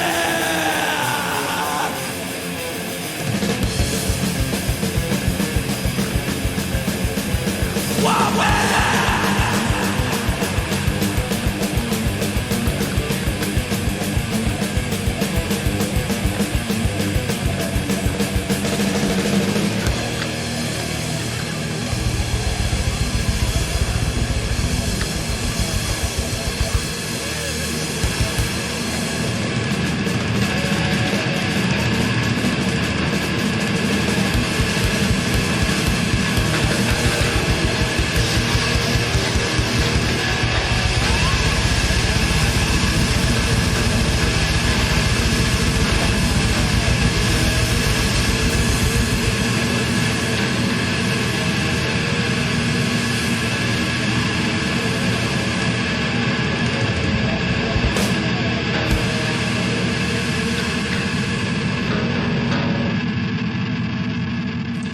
That was Slayer with Chemical Warfare off of Haunting the Chapel. And some early pressings of Show No Mercy on the CD, interestingly enough. Interesting to know. I just, something has just come in that should make you cringe. NASCAR driver Haley Deegan required to attend sensitivity training after using a word to disparage the mentally handicapped on an iRacing screen. Ah. Well, we all know I rode the short bus, so I could say retard no problem. Retard. Yes, apparently that's sensitivity training. Yeah. I attended insensitivity training personally. I did not realize, you know, that when after the slow break and the drum beat, and you hear something yelled in the background, I did not realize what it was. It was Tom yelling "fuck it up." It's kind of hard to hear. I didn't like. That's what he said live, but well, sometimes, other times he says something different. But I didn't realize that until I read the Slayer book. I was like, oh yeah, that is what he says. The Bloody Reign of Slayer by Joel McIver. If you can get past his reviews, which are usually wrong. I'm sorry, Skeletons of Society is an amazing song. It's actually a very informative book. I've never liked... I'm just sitting here thinking about the sensitivity training bullshit and going back to like fucking rehab. Do you know the one reason why a lot of people go to rehab? I do know one, but what's the reason you're... The number one reason to go to rehab is because your dealer was busted and you need to find a new one. Yeah, actually, Dave Mustaine said the exact... Well, not that, but he said that he learned more about how to get drugs and how to bend the opposite sex in rehab than anywhere else. In fact, he was talking about a woman who he was in rehab for something else, and he was listening to a woman talk about how easy it was to procure pain medication online. This is 2000, 99, 2000 or so. And he goes, even though he's in rehab, he goes, easy. And he fostered an addiction. So, You see, yeah. my favorite thing was whenever I was court ordered to go to rehab, I got the 6-month coin. Yeah. 6 months sober. And I went straight to He Who Shall Not Be Named's house. And I said, dude, I'll trade you the 6-month sober coin for a beer. Okay. This is how much of a joke rehab court ordered is. Being forced to do anything is such, it doesn't change the behavior. Half the time you just double down on it. Do you know the other reason to go to rehab? You learn better ways to hide it. Yes. And what was that? Do you know the other reason to go to rehab? From what I understand, if you're, say, homeless and it's the winter. That's a nice place to get a warm cup of coffee. Yeah. You get, yeah. That's what John Joseph from the Cro-Mag said. He was about 17, 18, 19 or whatever. Oh, I always rag on the fucking 12 Steps According to Jesus cult, but god damn it, it was a great homeless shelter and actually helped me out a lot. Yes. But, there's also the other side of it, which I mock, so yes. I don't wish them any bad, but at the same time, yeah, there was some fucked up shit that I'm going to point and laugh at. It was like 16, 17, 18, and it was the winter in New York, so that's, very cold. Mm-hmm. So he went to a rehab, and he was talking about basically there's a balancing act you have to use because if you have to act, because if you act like it's nothing, oh, well, you're cured, you're free to go. But if you put on too much of a show, then it's serious, and you need to go somewhere else. So he said he had to act. And of course, so that's yeah, trade you 6 months sober, coin for a beer. I mean, I know I know someone who actually started out at a normal rehab center, and then midway through the rehab, at the most vulnerable part of his life, oh, guess what? The center was sold, and now you have to move across the street to an evangelist church. And I don't know what happened to him after that. He got saved, I guess. I don't know. I just remember when I was a kid playing baseball stars, I'd name a character God. And then, whenever push came to shove and I needed to open the slot because I found someone better to buy, I would fire God. I want to fire him. I would play his music. God was fired. Do do do do do do do do do do. See him walking alone with the dog away from the baseball stadium. Aww. All sad and depressed. God was fired. God was fired sounds like some sort of 80s death metal song. I know. God was fired. No, wait. Well, Death Clock did impeach God. Impeach God. That's so awesome. That's so stupid, but it works. I know. It's like one of those, it's really impeach God, but it works. Oh, fuck. Death Clock. Yes. You see, that's another thing, too. You got these people that just want to prove themselves that they should be taken seriously, that everything has to be serious all the time. And it's like, dude, if life was always this serious with absolutely no breaks in reality, you'd go insane, and you're proving it by how insane you're going and off the rails. Because you make tirades about, how everyone else is fucking up but you. I didn't know if you were like that at first, because I knew the show Metalocalypse was a bit polarizing. So I loved the fuck out of it. Okay, I liked Metalocalypse because it premiered when I was 12, and I remember watching the third episode, and I became sort of, because, I was like 12, so I had to sleep. Unless, of course, I stayed awake and, watched it.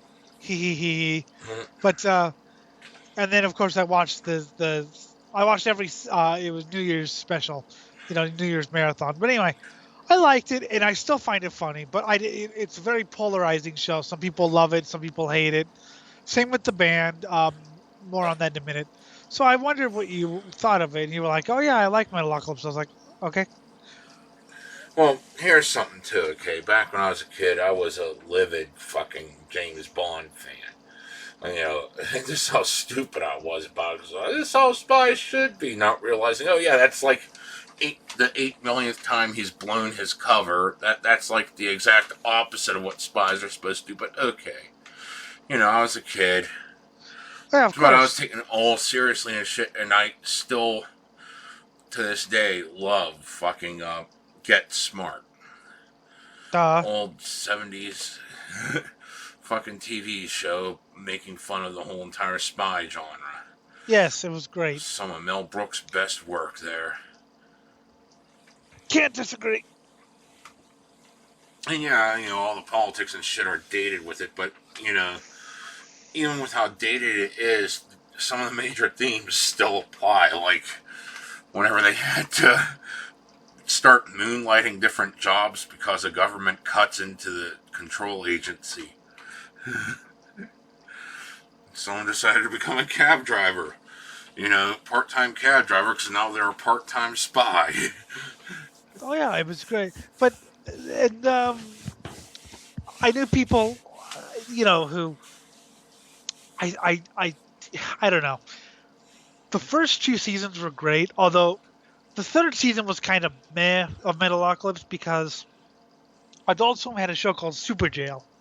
Mm-hmm. And Super Jail was I don't know if you've ever seen it. I liked some of what I saw, but I didn't sit there and watch it other than a couple episodes.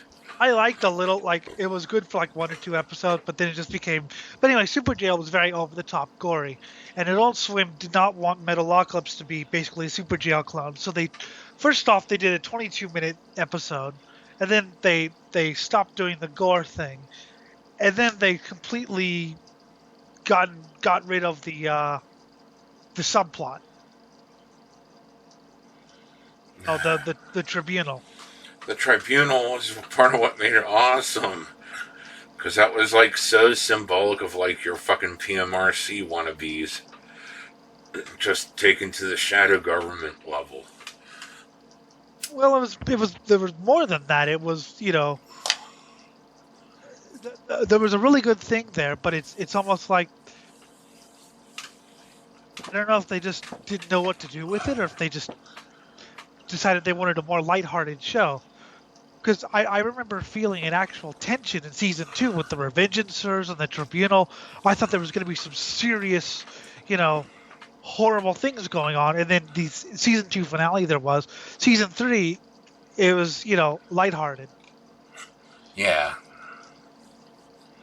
But oh well. Shit happens. The music was executive meddling. The music was junk food.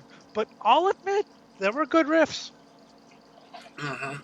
Especially in the second and third album, which someone I know was saying, because my whole thing is I thought the first album sucked because it was a soundtrack, basically. It was very sort of verse-chorus.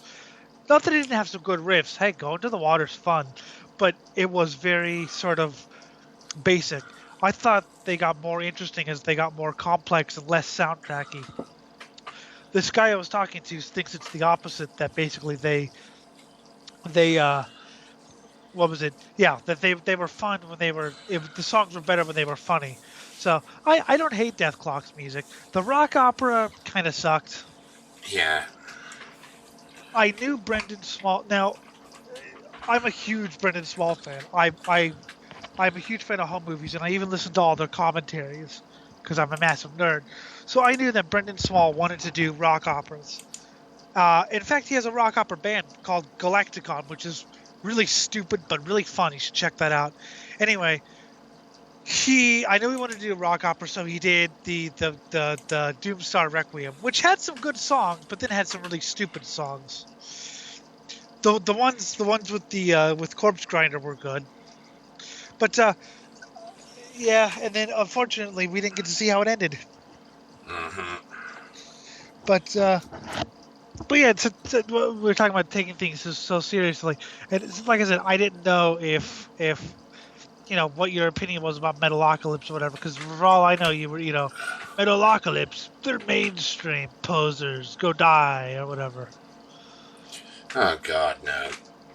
I just I mean, you can't fucking take yourself, and that's like the biggest sin anyone can commit, taking yourself seriously. Because the moment you do, you've already proven to the world that you can't be taken seriously. See, that's a lot of the black metal image is taking it very seriously, and I wanted to live up to that image. And then I actually met some of these black metal guys and was like, yeah, we take our music seriously, we take our lyrics seriously, and we take, some of us take the Satanism seriously.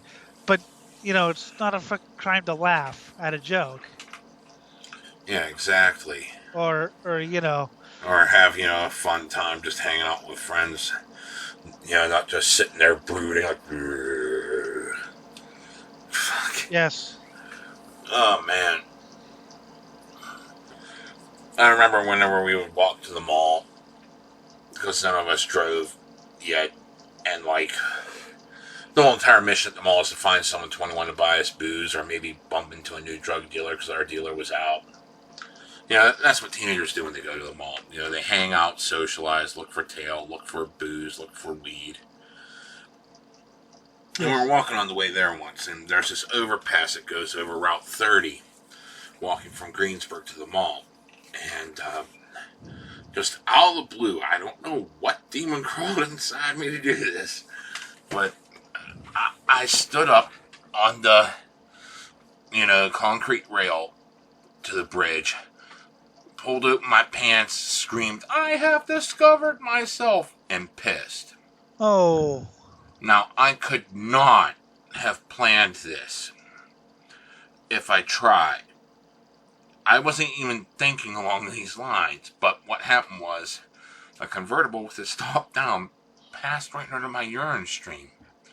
I heard him screech, and there was a little way to pull off onto the side road we were on, and we ran into the nearby fucking graveyard and started hiding. This guy's screaming at us. This is hurling death threats. I would too. Yeah, I would too. I'd be like, "You fucking pigs, I'll kill you. Probably smash your face," and if I caught myself, but we were good. We got away, and fucking shit. But you see, this is me being Mr. Metalhead and trying to take myself. I couldn't even take myself seriously then because I just did random shit like that. Partially because I am a bit on the nuts side, but hey, that's what happens when you grew up in a mental institution. Yes. Well, and there's also a difference between taking yourself seriously and just having very dry humor, which some people have, and they get called taking themselves seriously because people don't understand that some people just have very deadpan humor. Mm-hmm. This has nothing to do with anything, but you mentioned pissing, so I have to tell this story, especially because he's dead. But my favorite Johnny Puke story was still when he went to see Black Sabbath. Okay. I think you know this story. He went to go. He went with a girl on a date. They were going to go see Black Sabbath. Mm-hmm.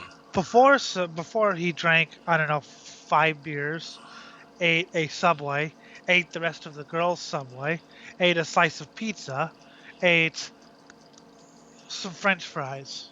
Okay. Mm-hmm. That's a lot of food. Yeah. And smoked a lot of weed. So he gets up to the stage, to the seats, and is watching the bands, do their thing. Mm-hmm. And somebody, passes around some drugs, and so anyway, Iron Man comes up. And obviously, everyone knows how Iron Man goes, and he jumps up, stands on top of his seat. I am. Projectile vomits everywhere. To the point where you could hear the over the music. And then did it again. And then I am. No. And then, just to be a complete, make. He turned to the girl and said, "Can I have that kiss now?"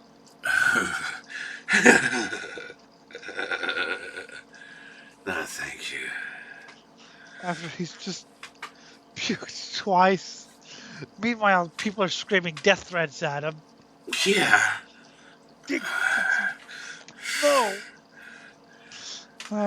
I'd probably start puking as a reaction of being puked on. I am.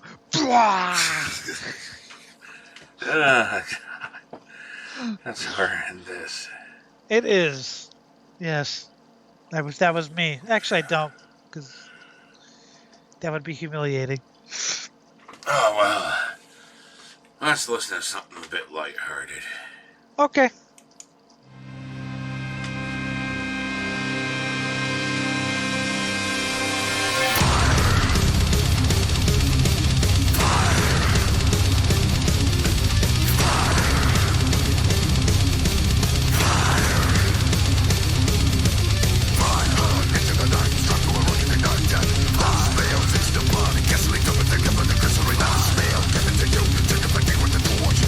Smell away, the climb is road, told the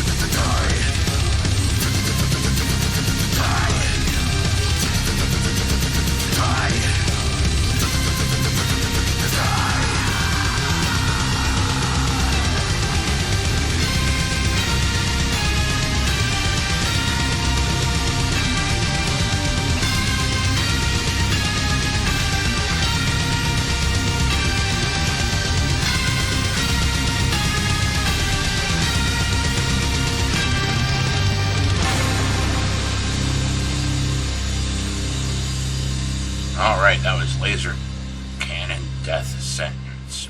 See, By I can't. death clock. See, I can't hate that. I Like, know. it's stupid, and it's not going to change the world, but it's fun. Uh-huh. Oh, seriously, how much music does change the world? Yeah, true. Well, we were talking about that a couple days ago on a Discord chat. You know, I was saying that there's not really any albums I would consider like classics or future classics, and so not every album needs to be a future classic. So, I like Death Clock. I will say I have all three albums. Cool. By the way, that was Gene Hoglan on drums, or Hoagland. He, of course, of Dark Angel, Testament, Death, Strapping Young Lad, and about 1,000 other bands. He's a band whore. Band whore. And of course, that was Brendan Small on guitar. You know, Brendan. See, when I was going through I liked Metalocalypse as a kid. Then I went through this way too serious phase and I accused Brendan of being one of those guys who thinks that metal is all about chug riffs and then insane solos, and that's all you need. But for a guy who he likes metal, but he's not really a metalhead. You know, metal's something he likes. Yeah. But he's not like us. Yeah. I think he does pretty well. The vocals are, but hey, they're better than mine. Yeah. And yes, Laser Cannon Death Sentence. That was I saw that episode live when it aired. I saw that when it aired too. I was like, yeah. That was a fun one. It's almost my birthday. Boom. And not to mention, you know, the Mecha Crab after the acid spillage decided to let everyone out. And we had the guy eating babies at the end. And then Death Clock is scum. And then like I said, it's interesting that 3 and 4, the seasons I kind of like least, are the only ones that are uncensored. Yeah. But hey, they're uncensored. Uh-huh. So yeah, that was nice and lighthearted, just fun drinking music. I mean, people just need to learn to kick back, relax, and have some fun with life while you can. Not everything needs to be, wow, this is amazing. This is going to change the world. How often do we try changing the world and we think we did something good, and it winds up being the ultimate worst thing that could have ever happened to a shit ton of people? Plus the great records, you know, the good records make the great records better. Let's put it that way. Mm-hmm. So it's fun, but like I said, you're going off on music. I'm talking about, you know, weird things. Well, yeah, but I'm just saying that the grand societal tempo where people are just like, oh yes, I'm gonna change the world. You gotta change it. Well, and they do change the world, usually for the worse. That's what I just got done saying, you know. Usually, it goes straight down the crapper, and it's like, oh, you made it better for like 1% of the people. Yes. And you're sitting there bitching about how the 99% always get trampled on, and you just trampled on them. Yes, but... And my favorite is like, this is the world you fought for, but it's not the world I wanted. But it was the one you fought for. I told you that this is what would happen, and look what happened. Yes, but if you learned anything from Kingmaker, it's that good propaganda will make everyone buy into any kind of bullshit and follow along with anything. Yes. I mean, it's like, you know, why you have all these corporations saying, yes, we should favor socialism and communism, two systems which would, you know, destroy all corporations, which we are. Okay, then what the hell are you going to do here? I mean, are you just after the totalitarian aspects? No. I mean, no, we're not. We're completely peaceful, and we're not out for greed mongering or anything. Even though we just smashed our fucking unions. That's right, our employees attempted to unionize and we fired them all.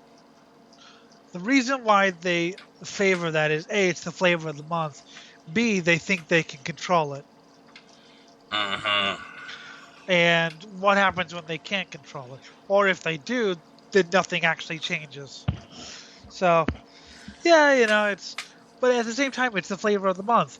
Back when, 2002, 2003, when everyone had to have a big, escalade, the corporations were all about, the war, isn't George W. Bush amazing and things like that.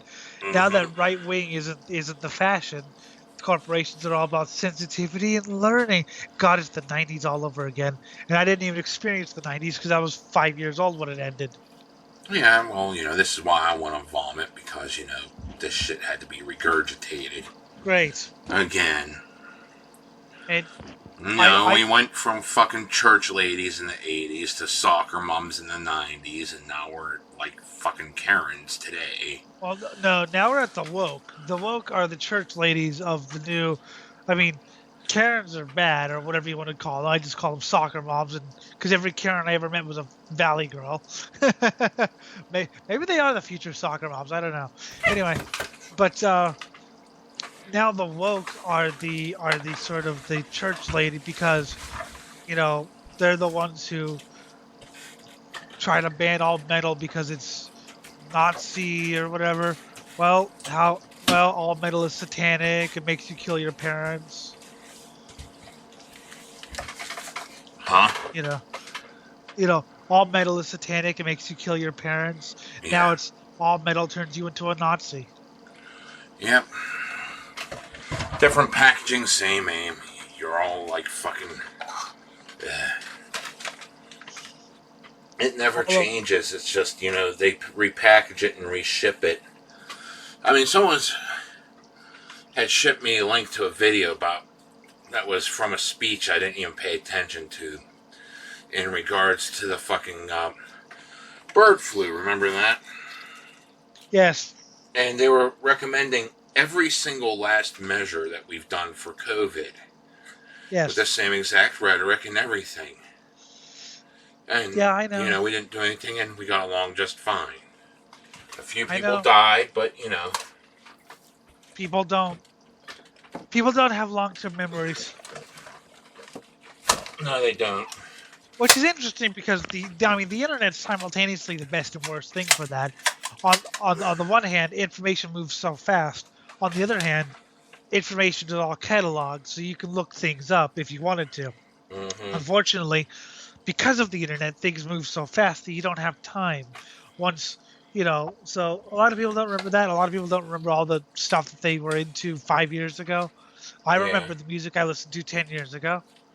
I can remember the first time I heard, Overkill or Damascus or Sledgehammer, Blitzkrieg, Satan, Diamond Head.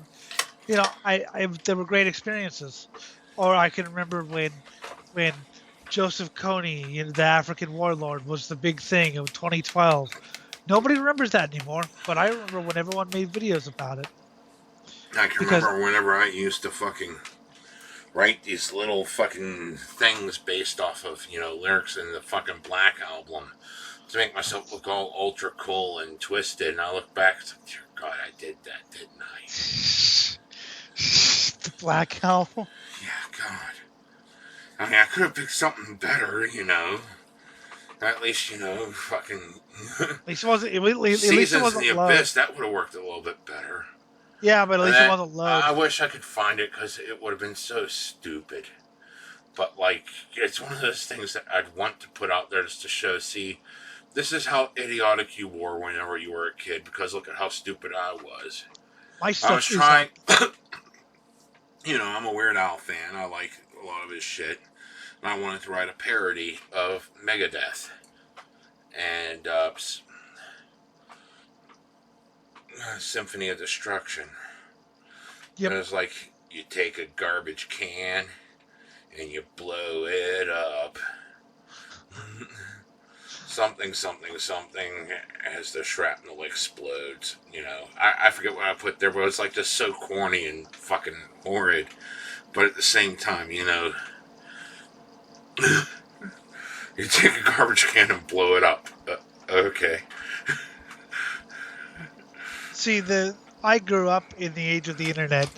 My early stuff is out there. You have to look for it. I refuse to link anyone to it ever, but you can find it if you truly want to. and it is abysmal, and I am ashamed of it, and I hate it, and just ugh. But at the same time, it's what made me me. The sad thing is, Symphony of the Night, you'd have to be at least 16. I'd have to be at least 16 to look up something that would be more applicable to a 13-year-old. I know, but Symphony of Destruction came out in '92, so that's good job. Sorry. Yeah. Excellent. But hell, there's just like so much random bullshit you buy into whenever you're a kid. And I've noticed people cling to that shit well into their 30s and 40s. Stuff that, for nostalgia or, because it's still the one true way, even though you already disproved it yourself. Why are you trying to perfect something that you've already disproved? Because people can't escape nostalgia. And on top of that, you can't ever be wrong, because being wrong once means, oh my god, you're betraying the human species because you made an error in life. I was reading a book about Swedish metal, and for some reason they also talked about Norwegian metal because Sweden and Norway. Anyway, they had an interview with a girl who dated Varg Vikernes of Burzum. And she said exactly what I thought, that what he would do is when he would discover some new belief, he would tack it onto his existing beliefs and say that he always believed that. Yep. So he would never say, "What? Hey, I just discovered." No. I was always this way. Because he could never be wrong, and I sort of got that idea from Var. I mean, I love Burzum, but I always got that idea from Varg that he was he liked to modify his worldview, but then claim that I'll admit what I was an anti-theist for a long time, and that was until I realized how annoying they were. Fuck. Oh god, are they annoying? Aren't they though? They're the worst. But I'm not going to sit there and say... My favorite thing with the anti-theist is all religions cause war. Great. How's that different from the religious fundamentalists saying all other religions cause war? You drop one word and now it's somehow different? Nope, it is not. And they would cause wars too. But so the thing about it is, so I'm not going to sit there and claim that I was always the way I am and that I was never this. My beliefs have changed. I will be the first to admit that. I thought that was, what I believed. I was wrong. I'm not going to sit there and say that it never happened. Of course it happened. Yeah, just like I used to bash capitalism, and now I say I'm a capitalist. I want to know why. Why? Because I realized that mechanic I wanted, that I always bitched about the corporations being ultra greedy. But then I wanted this thing where people would go to work, make money, come home, and be able to support themselves. Which is capitalism. See, I bash capitalism, but I'll be the first to admit it. I didn't know that when I was a kid. I attached myself to weird beliefs that were oh god. See, okay, I bash certain parts of capitalism, but even as it's probably the most successful system. Well, yeah, we were able to fucking feed our poor and homeless. Because not even all of them, but enough of them that we see people rising up from being. Fuck, I was fucking homeless, jobless, and now I got a roof over my head, job, all that shit. Because even the social democrats, they have capitalism in them, and that's why socialists hate them, because they have capitalism, regulated but capitalism. Okay, which is why socialists hate social democracy. They call them social fascists.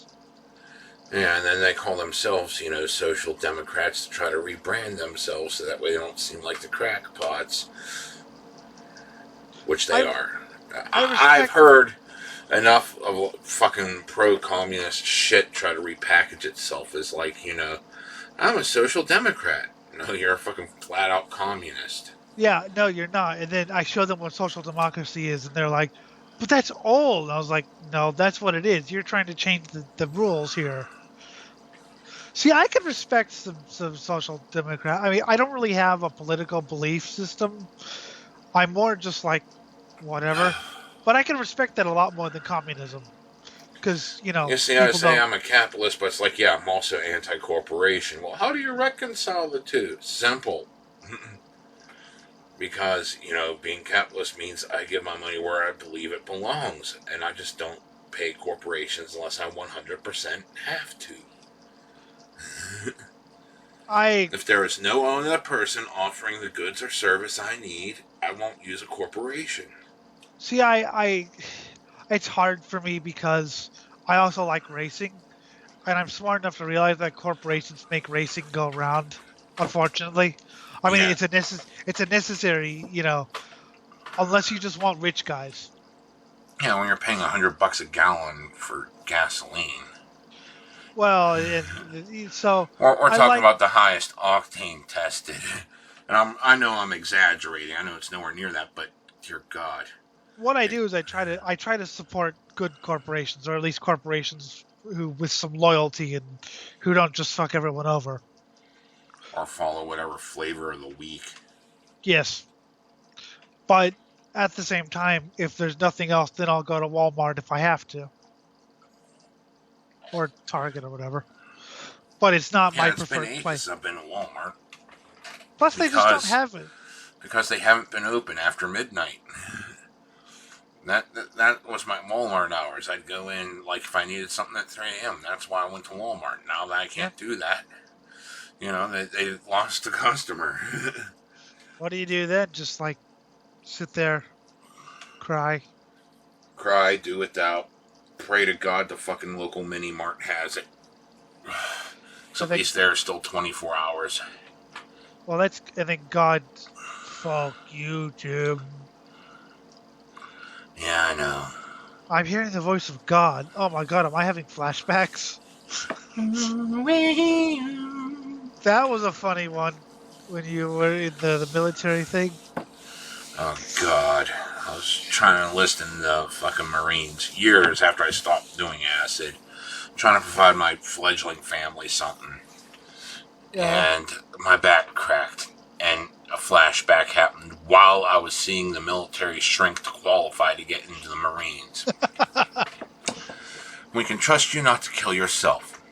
We can trust you not to kill your fellow soldier. But when the order to ceasefire comes, we don't think you will. I just imagine, the picture in the back of my head at that time was like, just me going, blah, blah, blah, blah, blah, blah, blah. And like, this one of the guys saying to the CEO, damn, what's he doing? He's winning the war. Which one? All of them.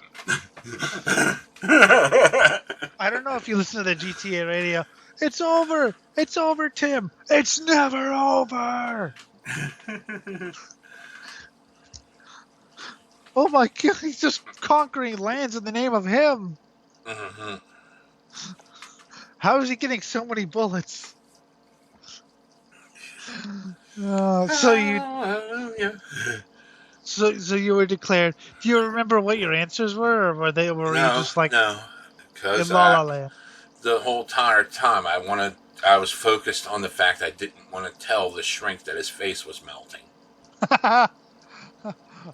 Okay. So I don't know what came out of my mouth. I just know it wasn't your face is melting. I at least know I avoided that.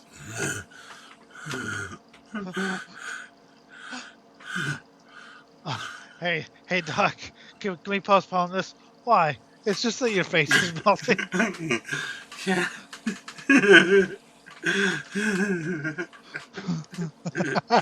Oh, no. Oh, no. Yes. Once again, consequences for doing something years earlier. I hadn't touched acid in many, many years before that. And just all of a sudden, out of the blue, oh, flashback, your face is melting. Oh my god. At the worst possible time, too. Uh-huh. Yeah, but then again, that's kind of for the best. Even if you were sober, I wouldn't trust you to cease fire either. All right, ceasefire. More ammo, please. Oh god. Oh, stop, Jim! I said cease fire. Keep firing. Winning the war. Winning the war. Which one? All of them. All of them. Okay, Jim. We're done with you. This is sure Section 8, if we ever catch him. At least he's not killing us. He's just shooting. Dear God. Fa la la la la. Fa la la la la. Bang, bang, bang, bang, bang. Yes, I hope you actually sing while you do that. Oh man. Yes, consequences, actions have consequences, and yet, sounds like an adventure. Yeah, you got a good story out of it. Yeah. I mean, I do have plenty of stories about how I fucked up my life and how much fun it was. And how hilarious it was. And, these things just sort of happen, And I learned from my mistakes. It's like, yeah, I'm not doing that again. And there's many things where it's like my moral fabric is like, I am so diametrically opposed to the things I did. But I still laugh at the fact I did them, but at the same time, it's not like this, like, oh, wow, I gotta fucking act like I'm all pure and say I'm laughing nervously. No, it still is fucking hilarious. It's just that, I also feel bad about what I did. Your mistake. And, I have apologized to people and attempted to make amends with a handful of them that I could get a hold of. And, it's just the way life is.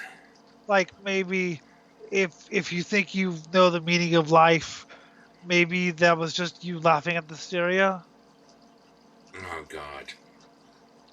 Yeah. That was a good story.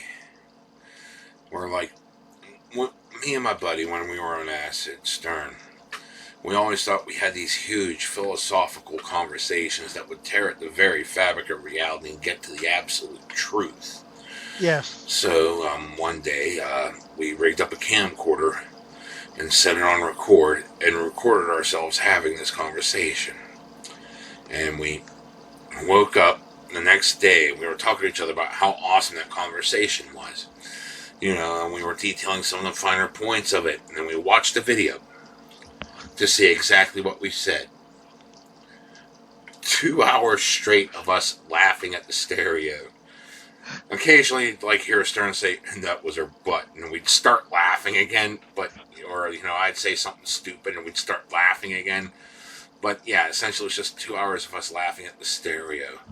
And we had to sit here and contemplate, how the hell did we think we had all these points? And, we were agreeing that we had all these points and we shared this hallucination, but it was 2 hours of us laughing at the stereo. You listened to the entire thing? Mm-hmm.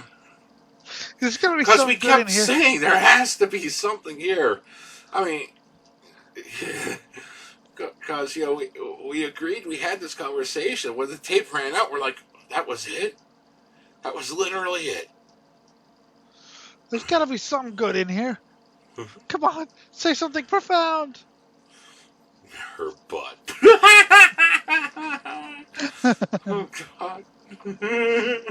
That was the most profound thing you said. Her butt. We don't even know whose butt we were talking about. And then if anyone. And then you found the meaning of life and then forgot about it because there was a cigarette butt. And yeah, I came with this huge philosophical conversation first time I ate acid. And it was we agreed it was the 100% meaning of life.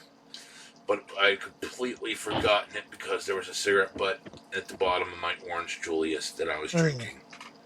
I drank the orange Julius with a cigarette butt in it and forgot the meaning of life. It's like the people That who... was the first time I was tripping, and I loved the way it was because it was like the blizzard of, I think, 95.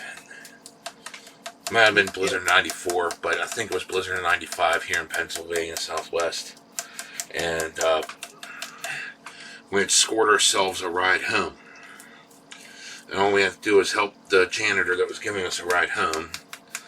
First we flipped him a dime bag, and then we had to help him, finish his day, which cleaning toilets is so much fun when you're on acid. It makes all these crazy sounds and computer-generated graphics eating geometric shapes. Ooh. Cleaning toilets was so much fun. I didn't even mind pulling the tampons off the wall. Women are fucking filthy creatures. Like, the tampon bin's right there, but you go out of your way to reach, a good 1.5 foot higher just to stick the bloody tampon on the fucking wall. Nice. I mean, don't get me wrong, men are fucking filth hounds too in the bathroom, but dear God. Why? If you're a woman and you've done that, comment on the show. Oh, there was one time where, okay, to finish this story before I get to the next one. Yes. We had to ride home after this. What did I do? I told them to pull right across the street from the mall into Eaton Park because I wanted their orange juice. So we squandered my ride home to get orange juice at Eaton Park. And the blizzard's like, good 1.5 foot, 2 feet deep now, and like roads are complete shit. And it's still coming down, and I'm like, I think Denny's orange juice was better. So we crossed the street, all 6 lanes of it, into the mall parking lot, back to Denny's to get orange juice. I was like, I think Eaton Park's orange juice was better. So we go back to Eaton Park, get more orange juice, back to Denny's. Finally, last turn at Eaton Park, Stern talks to some people and fetches us another ride home. And for some reason, they all started looking at me, and I noticed a pause in the conversation, and I thought they were waiting for me to say something, and the only thing I could say was, "Hi, I'm Jim. I'm tripping my balls off." Top of my lungs. I mean, John's just like, oh my God, I was pulling off being sober perfectly, and you had to fucking go blow it. But at least we spent the next half hour waiting for them to finish up their meal and shit, with them asking us questions. What's acid like? This, that, the other thing. And this is my first time. It's like, well, this is what it's doing to me, but it's my first time. It's fucking great. So they were interested in your in your experiences. Fortunately, they were college students. You Yeah. know, that came from the local Catholic university.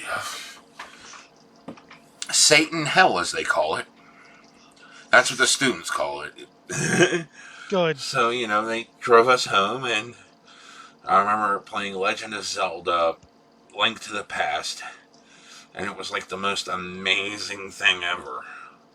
And then I passed out. And that was my first time on acid. Yes, I remember the Zelda games. What was the other story? Fuck. I gotta backtrack. What was I talking about when I said it? Something about computer graphics and... fuck. Oh, yeah. There was another bathroom. This is before I started doing drugs, because, whenever my friends were still, smoking pot and shit back in the day, but I decided I wanted to be straight edge, because I'm completely goat-rapingly insane, so I'm high on life. I don't need drugs. And they agreed, because I was completely goat-rapingly insane. Anyways, we're hanging out in the mall. And my buddy Bob was flirting with a fucking someone at a McDonald's, and we're sitting at McDonald's eating and shit, and all of a sudden, she had to go back, start her, end of shift duties, and she's like, "Oh shit! No, come see this. It's shit. It's fucking shit." So we walk back there. In the women's bathroom, someone had to have lifted up off the plate with massive diarrhea that was like stickier than fucking napalm. Oh. Because there was shit literally up 4 feet high, well above the fucking toilet, down the wall. How just does that happen? Frozen there, like someone packed it there as if it was like spackle, Oh, no. And that's what had to be cleaned. It's like, oh dear God. Wow. How does that happen? How do they do that? I don't know. I mean, years later in the men's room, while I was working at fucking Sunoco, New Year's Eve, some other guy did this. And the people watched the tape and they said it was probably someone that grandpa, they picked him up at the old folks' home. They took him out to eat. They stopped here on their way back. He had to shit, and then he shit all over the fucking wall and floor and everything. I don't even know how you do that. I mean, I can understand people trying to hover because, oh my God, I'm afraid of the toilet seat at a public place. But how do you aim it at the wall, like several feet high, just projectile your fecal matter? How? I don't know. You know what? There's just 2 words that sum this up perfectly. Okay. Rotten,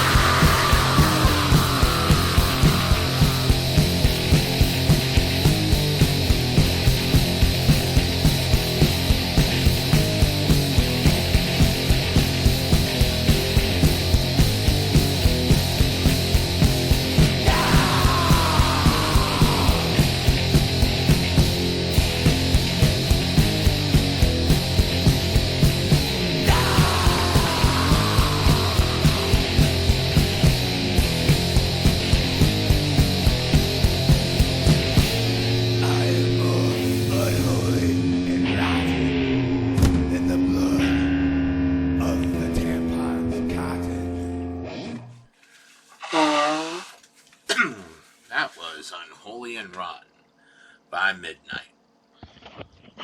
Band from Cleveland, Ohio. Good band, sort of 80s black speed stuff. But Yes, those are that. two words that perfectly describe someone capable of emptying their bowels up 6 feet of wall. I mean, I kind of respect that, but that's because I don't have to clean it. Yeah, cleaning it's a different story. Yeah. God, I fucking hacked, Oh. coughed, wheezed, damn near vomited several times just cleaning that up because it was just that nasty. I'm kind of surprised you didn't like, hey, coworker, No, I volunteered to do it because no one else would, and I'm like, fine, I'll do it. I would have just been like, Though you're going to pay me for 8 hours and I'm leaving immediately after. that sounds. And that's pretty exactly good. what happened. They paid me for 8 hours and I left immediately after I finished that. And I went straight to the fucking home and showered. That sounds very reasonable, actually. God, I'd pay you for a day and just be like, you know what, just yeah, ugh. So yes, that's actions have consequences. Not always for yourself either. Oh Yeah, God, God. I don't know how. And how do you put a tampon on a wall like that, as you said? I'm guessing it was still wet. And, they just put it there and somehow it stuck. Because the right type of wet and sticky from all the, blood off the fucking period. If you know how they do Your that, menstrual blood was sticky enough to stick a tampon to a wall. that's And I've heard disgusting. from many, many people cleaning women's rooms that this is a common problem. Sure. I've never done that, thankfully. If you have done that and you would like to comment on it, get in touch with Go ahead, us. leave a message down below stating you did it. Or that you know how or why that happened. I'm thinking it's just, fucking teenage hubris. I am woman, hear me roar. Because we've seen people fucking try to make beer out of yeast infection yeast. Either that, or they try to throw it in it, like to the thing, but it doesn't go into How the do you get it a garbage. foot and a half over it on a wall directly above it if you're just throwing it?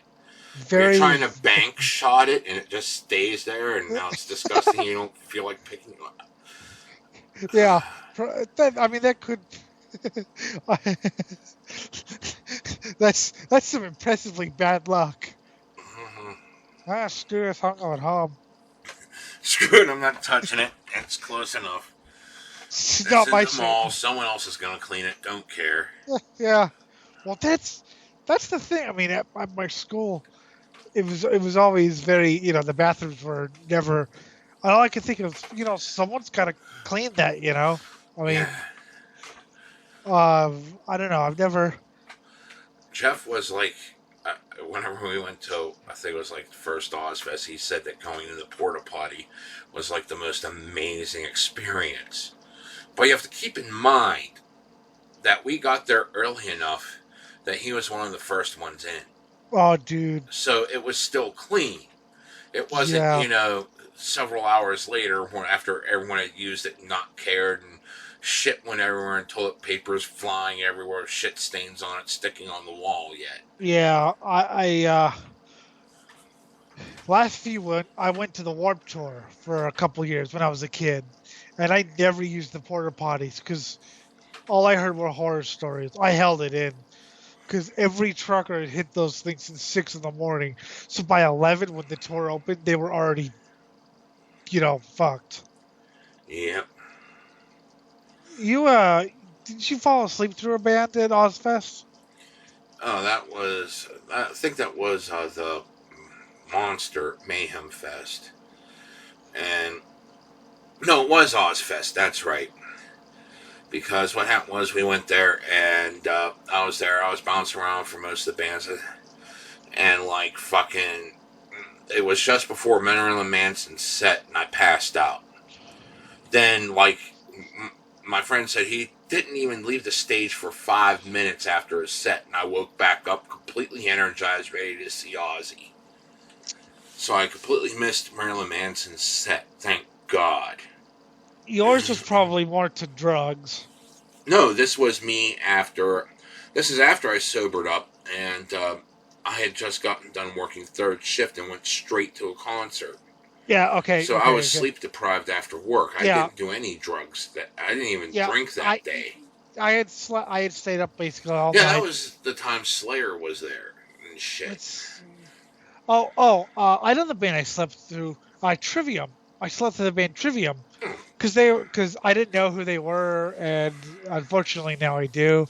And they were playing, I think, 2009. That was the one with Slayer. And all I remember is there was a lot of bass, and next thing I know, the set was over. I was like, hey. And then Cannibal Corpse played. Oh yeah, that's some good shit there. Very good shit. Yeah. John's gonna go drink my Cannibal Corpse, you puke on yourself, and when George asks if you're okay, you just reply, there's nothing wrong with vomiting the soul. Then they push you out the door to hose yourself off, then feed you more beer when you come back. I wish this was a story that happened to me, because it's such a great story, but it happened to a friend. And this was like 80, 81 or so, and he was Justin from the Mustard Relics blog, and he Lemmy and the guys from Motorhead were signing stuff at, I think it was Tower Records, and this is totally a Lemmy story, and so Justin, they were drinking some sort of beer. I don't remember. I think it was like, I don't know. They're drinking beer, and but there were those big cans. Okay. And Justin said, "Hey, can you maybe sign one of your empties? Can I have one of your empties? And you sign it?" And they said, "Why? Keep in mind this kid's 12. Why would you want that? Have a full one." So they gave him a full one, and he knocked it back in one go. And they laughed and signed it for him. They don't care that they just got a kid drunk. That's great. That's Motorhead for you. Yeah. Right. That's why we went to the mall looking for someone 21 to buy us booze back in the day. Because there was always someone willing to say, yeah, kids need a good time too. Yeah, but you didn't have Lemmy. Yeah, I didn't have Lemmy feed me a beer. That would have been better. Laughing. Oh, look, oh, look, he just chugged it down. Yeah. I didn't have Lemmy either, though. Yeah. Such is life. Such is life. But he was a great guy. Yeah. And he was not pretty. And all the chicks wanted him. Yep. That gives me hope. Why have hope when you could just live the dream? I'm trying. Can't tell you how much times I've had to fucking turn down pussy because it's like, I want a relationship, not just a fling. Because that's where I'm at in my life right now. I don't want to just fucking fuck to fuck. I want, Oh, no, emotions and shit. Yeah, but like 10 years ago, I would, But nowadays, I'd rather have something a little bit more like, I mean, I wish I would have known how good the fucking, I'm broken, fix me angle fucking worked. With me crying boo-hoo, I cheated on my one girlfriend and I'm tainted and all this stuff and she was the love of my life. And, that just drew chicks straight to my cock. If I would have known that worked that way at the time, I would have used it a bit better, but I didn't. I was legitimately going pure emo, crying about it, and, I had a lot of one-night stands I wasn't looking for. What attracts girls is that I'm not like that. Like that I'm... I guess that was back in the day, too. This is 90s. I'm trying to rationalize I think it's because it's the whole... People think I've been through a lot, because the whole blind thing, but I haven't given up my spirit or whatever the... Yeah, fuck. I don't know why chicks want me, even though my cock malfunctions these days. Because you're Because I still get, nibbles here and there, and I'm not even looking. I have someone fucking text me. because you're semi-intelligent and you think differently from the rest of the people. Yeah, and I said, fuck you, I'm dating someone. You're kind of like weird and different, and they like weird. Why do they want me? Look at me. Because you eat people. Look at me. I'm fat. I have long hair. I'm fat. Blind, completely defective. Blind, basically defective. I don't socialize well. I say whatever's on my mind, regardless of whether it's, appropriate or not. And yet, people actually want me. Yeah, never Why? got that, but, whatever. Why? It just gets annoying that, this shit happens now that I'm in a monogamous relationship, and it's like, come on, give it up. Nah, you saw I posted that shit. You've heard it on the damn radio, too. Why? Why give me your twat shot? It's not happening. Because people, well, yeah. But how many people in monogamous relationships cheat, though? That's their whole thing. So, although I'd rather not. I mean, why ruin something that's good? I mean, fuck, I already learned that lesson, But, you know what I mean, though? Why ruin something that's good? If you got a good, why, I mean, it's even easier for me to turn down sex nowadays because my cock malfunctions. So it's not even worth the point of bothering, but they still do. And I'm not fucking hidden this fact. Cut it off with a knife and it'll be even easier. Now, if I cut it off with a knife, they'll definitely be all over my shit. I have to fucking rip off my tongue, too. And cut off all 4 limbs. Just sitting there as a torso, unable to talk. Like the guy from the one video. It's Jim! What's he saying? It's Morse code. It's saying, fuck off, I kill you. See, Joel McIver called that video, like, functional. I thought it was depressing. The first time I saw the one video, yeah, that was sad. I was like, what the hell? Yeah, of course it's from Johnny Got His Gun, which of course Metallica actually bought. Yeah, he'll just SOS needs sex.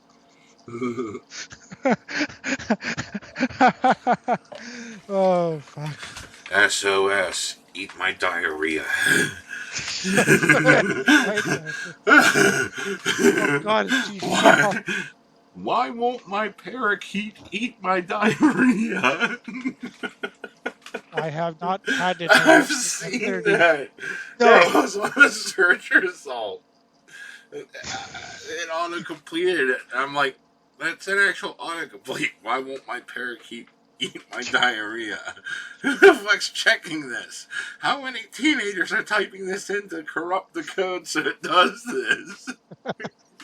Does someone legitimately do it? What? No. You know what your fight is, Jim? Remember Murderface's grandfather in the wheelchair?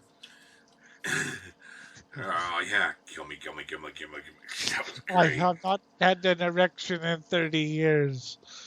I just use my underpants as a restroom. Kill me.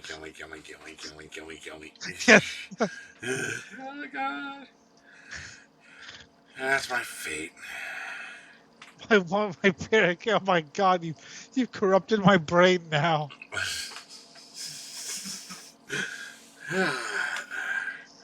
It's Crackhead Crack Rock Day. That's why I have him on the show, everyone. No, my poor mind. Isn't it great that I can masturbate? Isn't it grand that I can fuck my hand? I don't screw, I don't mate, I don't even procreate. If I wanna go fuck something, I go and I jerk off, I jerk off, I jerk off, off, I jerk off. I'm filled with semen as you see my blue balls ache so painfully. My orgasm size capacity is tops. So when I see someone so beautiful, I wanna go and fuck their skull. Instead, I just go home and rub one out.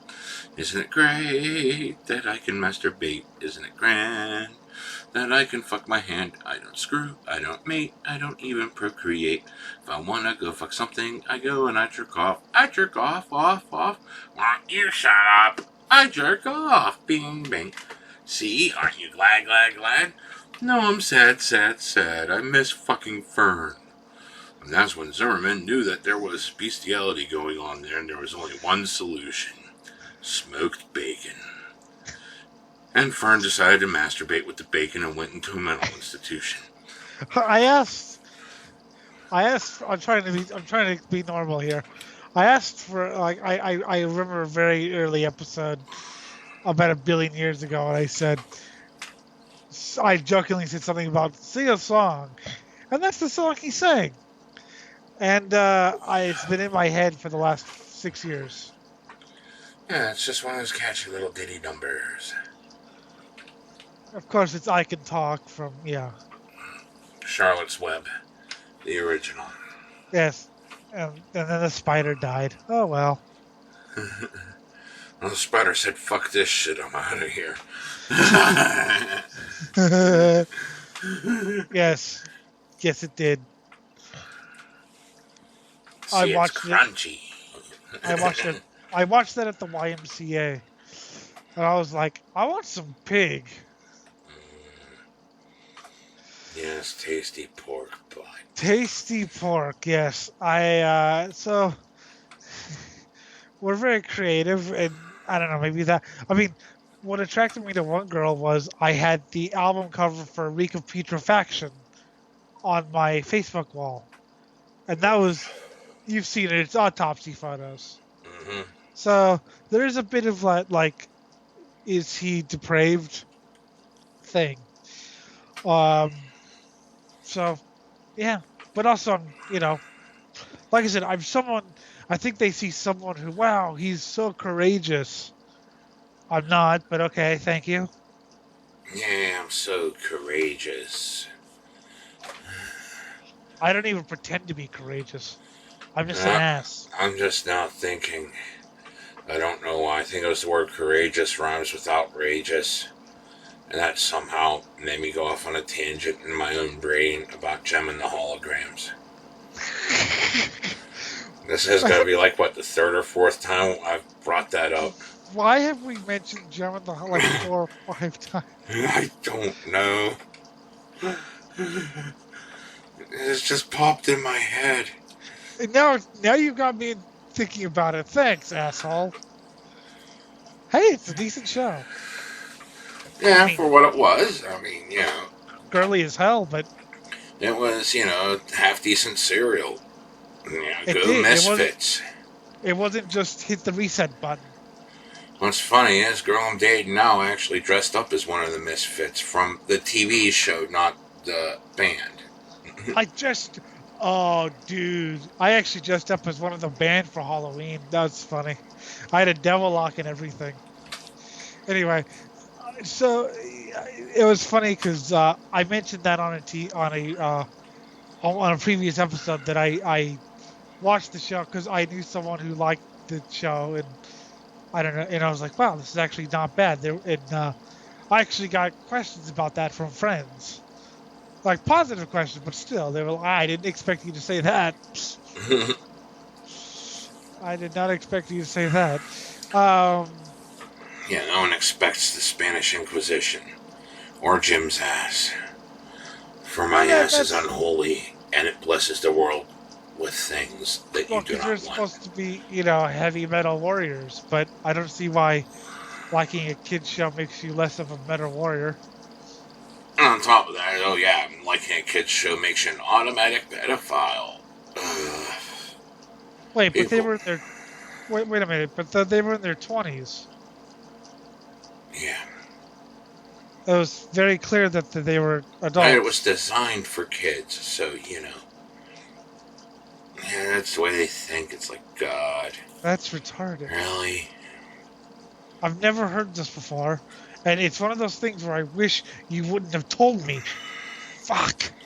Yeah, people are this dumb. You love doing that, don't you? Mm-hmm. You love, like... Destroying your illusions about how stupid people are, because there is no bottom. Look, I've worked as a flagger, flagging traffic. There is no bottom to human stupidity. I'm sitting here... Okay, I'm standing there. Road closed. Okay.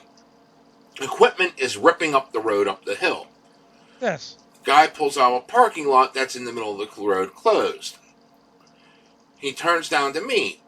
I am one step away from removing the cone so he could get out my way. What does he do?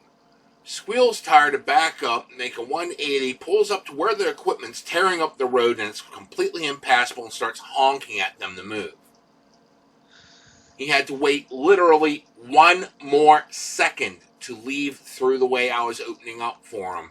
But no, his brilliant, fucking flawless, superior intellect told him the best way is to start honking at the people tearing up the road, making it completely impassable. And then to the point where even if they did move right on the spot, there'd be a gaping hole in the road that your car would fall into. Superior intellect. Yes. I'm sitting here... And just to let you know, I started using that line a lot more after reading that fucking manifesto by that one Elliot Rodger, that incel who shot up things. Why? Because he legitimately said, and my superior intellect. And dear God, did he ever make some of the dumbest mistakes ever known. Yeah, but come on, the party was hilarious. I want someone to make a movie. The party was fucking hilarious. I want someone to make a movie of Elliot Rodger just so they could do the party scene. And I want to direct it. No, you have to have someone that knows how to direct a party movie, to direct the party scene. Because the whole thing is, it's just your typical college frat party. People are getting drunk, some people are getting laid, some people are... And in the middle of, like, everyone just having a good time, there's this random asshole that comes out of nowhere, and first thing he does, he yells at someone about some mumbo jumbo that no one can make out. It's like, dude, just go outside, get yourself a beer, or whatever, you know, it's, oh, cool, just mellow out, it'll be good. Yeah. And, like, you know, you have no idea what the fuck he was yelling about, but okay. So then he finally goes outside, and the next thing this random asshole does is start trying to push. There's a porch that's a bit above the ground.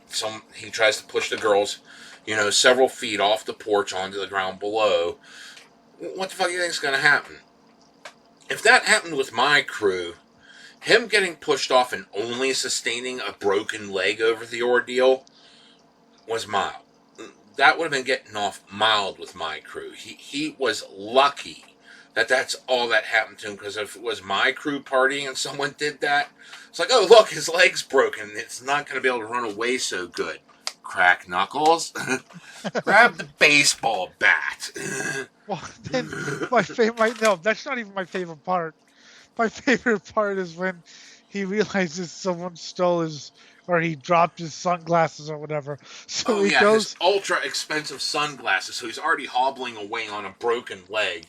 And he goes back to yell at them, I want my sunglasses back. But he's at the wrong party. Yeah, he went to the wrong party to yell, get his fucking... And he got beaten up. I've gone back and reread that scene before because I just thought it was so funny. That's just like, God... But that's what superior intellect does. It makes you the dumbest human being on the planet. So you know, I'm out here. I'm enjoying, you know, my and then Jim has to come and ruin my peaceful ignorance. Yeah. And show him, no, there is no bottom to human stupidity. You know, just like the guy that decided to blow the road closed sign. Missing the 6-foot-tall concrete saw of death by like a foot and a half.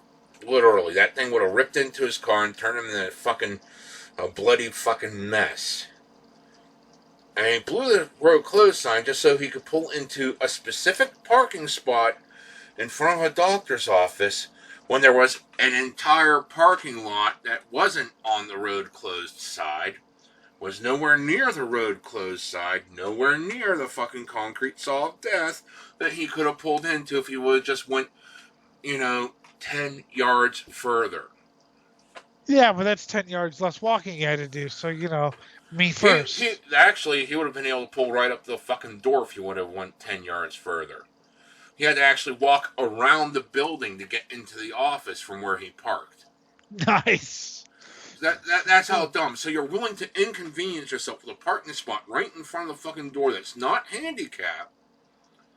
It's not a handicap spot, so you can park right in front of the door, regardless if you are or aren't, and walk right in. No, you'd rather inconvenience yourself by walking around the building to pull it and risk your life to go to the doctor's office by blowing a road closed sign to pull into that specific spot for whatever reason's going through your fucking skull. Well, at least he's at a doctor's office if he dies. Yeah, but they were just a leg doctor. They weren't the dear God, I'm a fucking bloody mess doctor. I know, I'm joking, but it's... Hey, you can work on him. Oh, no, I can't. Holy shit. God.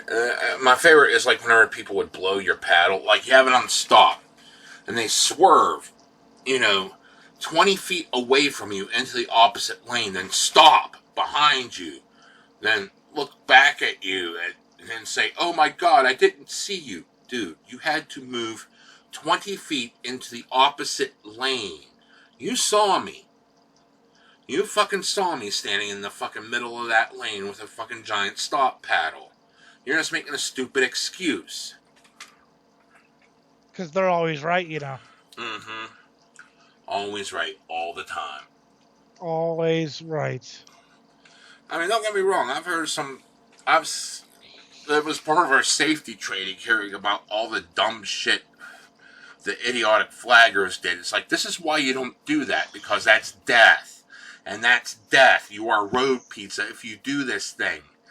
And these are probably things that people are complaining about, but the flagger did this and blah, blah, blah. Yeah, and that was in our safety video saying don't do that because that leads to our untimely demise.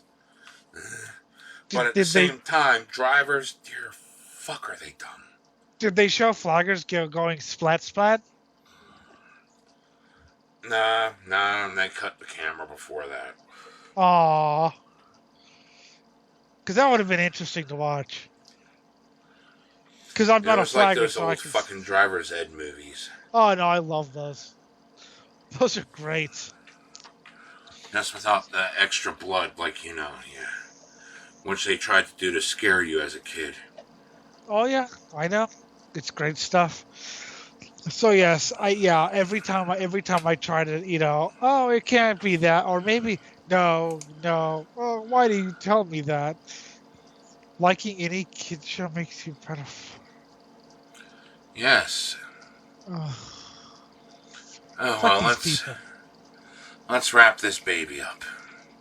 Let's do that. I've stared into the abyss. And it stared back and I laughed because people are literally that stupid. Okay, well, this has been the Swine Brothers Show. Or whatever the date is. Contact us at, you can email us at Cosmicgodsdie@gmail.com. And like us on Facebook at Swine Brothers. And if you like the show, please like this video, comment on this video, subscribe to this video, or to this channel, and share it, please. Share the fuck out of it, people. It's fine. Even if you don't like it. Get people pissed off because it's fine. Show your friends how horrible this show is. Anyway, for the gym, I am an alien, and GD keyboard did the music. See you later, folks.